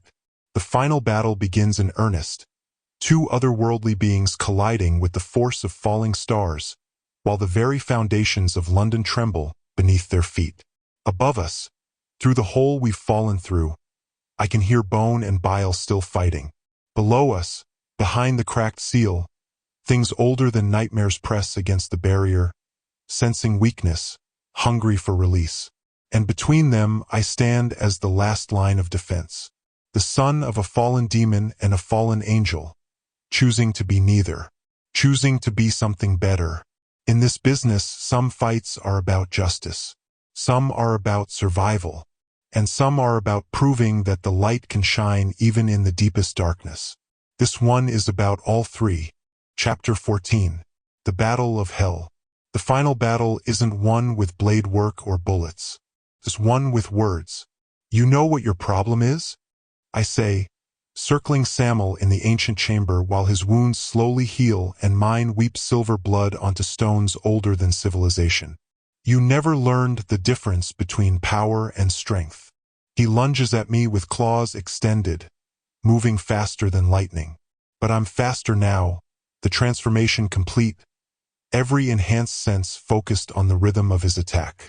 The blade catches his wrist, sending sprays of silver across the cracked seal. "Enlighten me," he snarls, spinning away from the cut and coming at me from another angle. "Power is what you have," I tell him, deflecting another strike and opening a line across his ribs. "Strength is what you choose to do with it. You chose to tear down heaven. My father chose to seal hell. Guess which one the universe respects more." Above us, I can hear the battle continuing. Bile's rifle speaking its deadly poetry, Bone's commentary echoing through the tower. Left hook, right cross. Oh, that's got to hurt. Ladies and gentlemen, we have ourselves a proper supernatural punch-up. Even facing the end of the world, the ghoul can't shut up. God help me, I'm actually starting to find it endearing. Samuel's fist connects with my jaw, snapping my head back and filling my mouth with the taste of blood.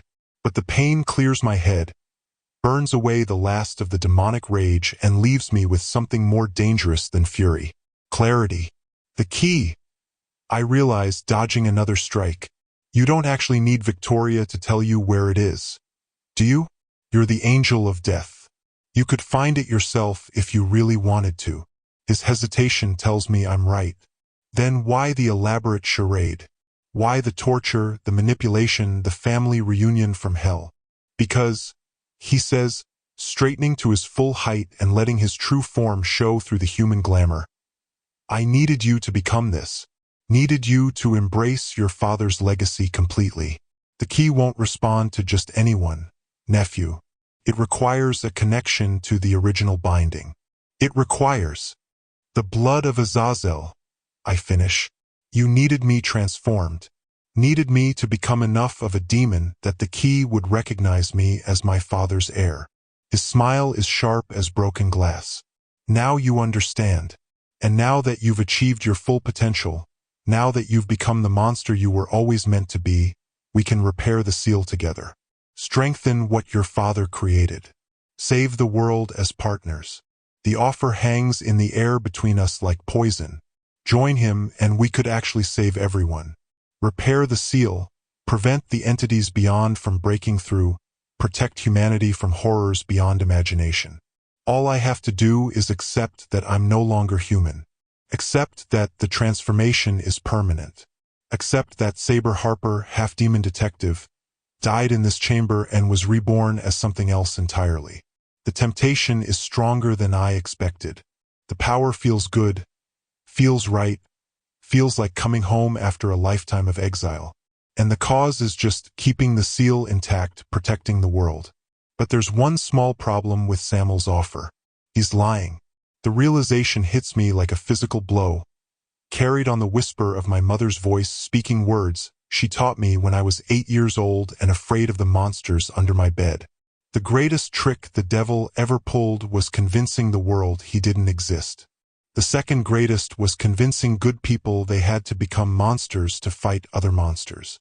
You're lying, I say, backing away with the blade held ready. You don't want to repair the seal. You want to control what comes through when it breaks. You think you can make a deal with the entities on the other side, become their agent in this reality in exchange for power. His perfect features twist with rage. You understand nothing. The seal is failing regardless of what I do. The cracks are spreading. Your father's sacrifice bought humanity 70 years, but time is running out. At least my way, your precious humans survive. As slaves, as subjects, there's a difference. Not to me. That's when the cavalry arrives. The ceiling explodes inward as Bile drops through on a rope, the seraph's fang slung across his back and fire wreathing his massive form. Behind him comes Bone, looking like a corpse that's been through a blender, but still moving with desperate purpose. And Victoria, climbing down after them, her face set with determination. Sorry we're late, Bone calls out as he lands in a heap of borrowed limbs and tattered glamour. Had to take the scenic route. Lovely architecture down here, by the way. Very ancient evil sealed beneath London. Bile takes one look at the cracked seal and lets out a low whistle. Well, that's not good. Harper, please tell me you have a plan that doesn't involve everyone dying horribly. I look at the seal, at the cracks spreading across its surface like a spider web of doom. At Samuel, bleeding silver but still radiating enough power to level city blocks. And when did I start thinking of them this way? Friends, who followed me into the depths of London to fight impossible odds. The blade in my hand pulses with my father's power, offering strength beyond imagining. All I have to do is embrace it completely, let the transformation finish what it started, become the weapon Samuel needs me to be. Or I can choose something else entirely. Actually, I say, feeling my mother's voice echoing through my thoughts like a prayer, I do have a plan, but you're not going to like it. I reverse my grip on Oblivion's edge and drive it point first into the cracked seal. The reaction is immediate. Samuel screams in rage. Bone shouts something that might be encouragement or might be terror. Bile raises the Seraph's fong, covering my back. And Victoria throws me the key. Catch! She shouts, her voice steady despite the chaos. The key of sorrows arcs through the air, that simple iron shape that holds the power to open or seal the gates of hell. I catch it with my free hand and slam it into the sword's hilt where it locks into place with a sound like the universe taking a breath. Yellow light erupts from the blade, not the red of demonic power or the white of angelic fury, but something in between. Something that tastes like dawn after the longest night. He's totally lost his mind. Bone shouts, maybe I have. But sometimes madness is the only sane response to an insane situation. The effect is immediate and catastrophic. Power explodes outward from the point of impact. Not my father's demonic energy, but something else entirely. Something that tastes like starlight and sounds like my mother's lullabies. Because the blade isn't just Azazel's weapon. It never was. It's a fusion weapon, forged from the essence of both my parents. Demon steel quenched in angel's tears, carrying the power to destroy or to heal depending on the wielder's intent. And my intent right now is very specific. The cracks in the seal begin to close, reality reshaping itself around the blade like metal around a forge. But it's not just my father's power driving the healing. It's mine. The choice to use strength for protection rather than domination. To embrace the light even when surrounded by darkness. To be what both my parents wanted me to be. Something better than either of them alone. Samuel screams as the energy wave hits him. Not in pain but in recognition of what I'm doing. You fool. You'll destroy us both. He's right. The power flowing through me is beyond what my hybrid nature was designed to handle. I can feel myself burning from the inside out, my consciousness starting to fray at the edges as divine and infernal energies war for control of my soul. But that's the point. Some things are worth dying for. Some prices are worth paying. I'm sorry, Mum. I think as the power builds to critical levels, I know you wanted me to have a normal life, but this is who I am. This is what I choose. The seal snaps back into perfect wholeness with a sound like the world's largest church bell being struck by lightning. The blade dissolves in my hands, its essence absorbed into the barrier between realities. The key melts into the restored seal, becoming part of the lock my father created and I've now reinforced. And Samuel is pulled into the restored seal like water down a drain, his screams of rage and disbelief echoing through dimensions as he's dragged back to whatever hell spawned him. Not destroyed, but imprisoned. Sealed away with the very entities he sought to command. A fitting punishment for an angel who fell so far, he forgot what it meant to rise. Harper. Victoria's voice cuts through the fading echoes. What did you do? I try to answer, but the words won't come. The transformation is reversing itself. All that borrowed power bleeding out of me like water through a broken dam. My vision blurs. My knees buckle. The horns recede. The fangs retract. And I'm human again. Or at least as human as I'm ever going to be. The last thing I see before darkness takes me is three faces staring down with concern, determination, and in Bone's case, what might actually be affection. Not bad, I think, as consciousness fades. For a half-breed mongrel detective who never learned when to quit. In this business, sometimes losing everything is the only way to win. Sometimes the most honest thing you can do is choose sacrifice over survival. And sometimes, just sometimes, that choice makes all the difference. Epilogue. 2 weeks later. The office above the Chinese restaurant isn't much to look at. Peeling wallpaper, furniture that's seen better decades, a coffee machine that sounds like it's dying of consumption. But it's ours.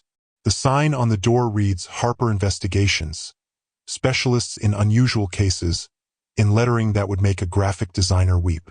I'm behind the desk, supposedly reading case files, but actually watching Bone try to teach Victoria the finer points of supernatural combat while Bile cleans the Seraph's Fong for the 3rd time today. It's become his meditation, that rifle. His way of staying centered in a world that makes less sense every day. The transformation left me changed, but not in the way Samuel intended. I'm still human, mostly. Still see the dead when they want to be seen, still get visions with skin-to-skin contact. But something else has awakened, a sense of connection to the city itself, to the wards and barriers that keep London's supernatural community from tearing each other apart. I'm not just a detective anymore. I'm a guardian. Victoria adapted to our line of work with disturbing ease. Turns out growing up with a grandfather who fought secret wars against Nazi occultists is excellent preparation for dealing with London's supernatural underground. She handles our legitimate cases, the ones that don't involve demons or things that go bump in the night, which admittedly aren't many. Bone is still Bone. Death hasn't improved his sense of humor, but it has given him perspective on what's worth fighting for. He's appointed himself our research specialist, maintaining contacts throughout the city's Ghoul community and providing intelligence on supernatural threats. And Bile has found his calling as our heavy weapons specialist. Turns out a reformed demon with a blessed sniper rifle is exactly what London's monster population needed to keep them honest. He's set up shop in a church tower in Southwark, providing overwatch for our operations and generally making sure that the things that hunt in the dark know there's something hunting them right back. We're a team now. An odd one, a half-demon detective, a reformed demon, an undead information broker, and an art history professor who moonlights as an occult researcher. But we work. More importantly, we win. The automatic writing still comes, but it's different now. Less urgent, more informative. Like whatever force guides my nocturnal scribblings has learned to trust my judgment. Last week it warned us about a werewolf pack near the docks. The week before, a possessed antique dealer selling cursed artifacts to tourists. Small cases by our standards, but each one a thread in the larger tapestry of keeping London safe from the things that would remake it in their own image. The city is quieter now. Not peaceful, it's still London after all, but balanced. The supernatural community has learned that there are consequences for overstepping. That someone is watching. That's when the phone rings. I let it ring twice before picking up. Professional standards, even in the supernatural investigation business. Harper Investigations. Mr. Harper? The voice is female, cultured, with an edge of panic I've learned to recognize. My name is Margaret Whitmore. I need your help. There are things attacking people in the West End. Strange things. I reach for a pen and legal pad, already calculating travel time and equipment needs. What kind of things, Ms. Whitmore? Vampires, Mr. Harper. A whole nest of them. They're hunting in the theater district, targeting tourists and theatergoers. The police think it's muggings gone wrong, but I know better. I've seen what they really are. Across the office, Bile looks up from his rifle maintenance with interest. Bone stops his demonstration mid-gesture, glamour flickering with anticipation. Victoria closes her book and reaches for the leather jacket she's taken to wearing on field operations. How many? I ask, already knowing we'll take the case. It's what we do now. At least 6, possibly more. They're organized, Mr. Harper. This isn't random feeding. This is systematic hunting. I stand up, feeling the weight of responsibility settle around my shoulders like a familiar coat. The weapons are in the safe, not Azazel's blade, that's gone forever, but new tools blessed by new allies. The car is parked outside, still modified but running on mundane fuel now. The team is ready. We'll be there in an hour, Ms. Whitmore. Stay somewhere public, somewhere with lots of light and witnesses. And whatever you do, don't try to handle this yourself. Thank you, Mr. Harper. Thank you so much. I hang up and turn to face the others. 3 sets of eyes, living, undead, and formerly damned, look back at me with the kind of trust I've never deserved but somehow earned. Vampire nest in the West End.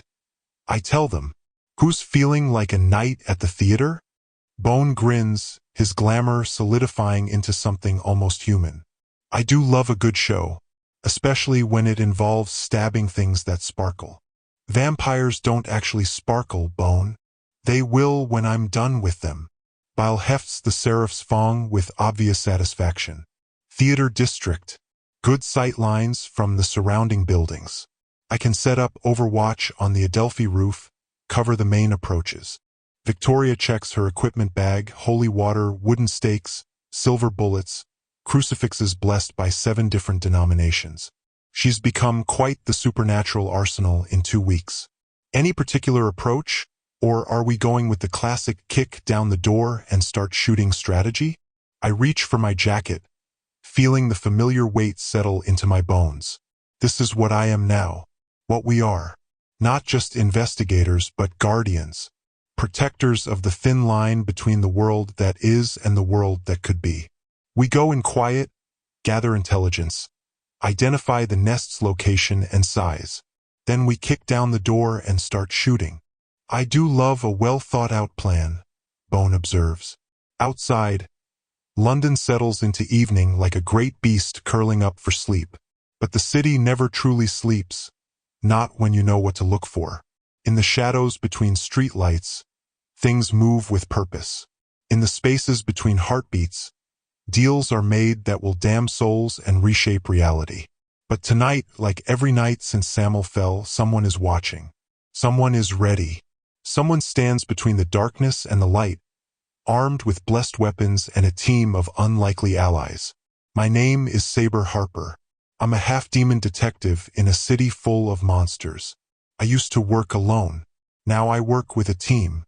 And that, more than any weapon or power or supernatural heritage, is what makes all the difference. The hunt begins again. But this time we're hunting together.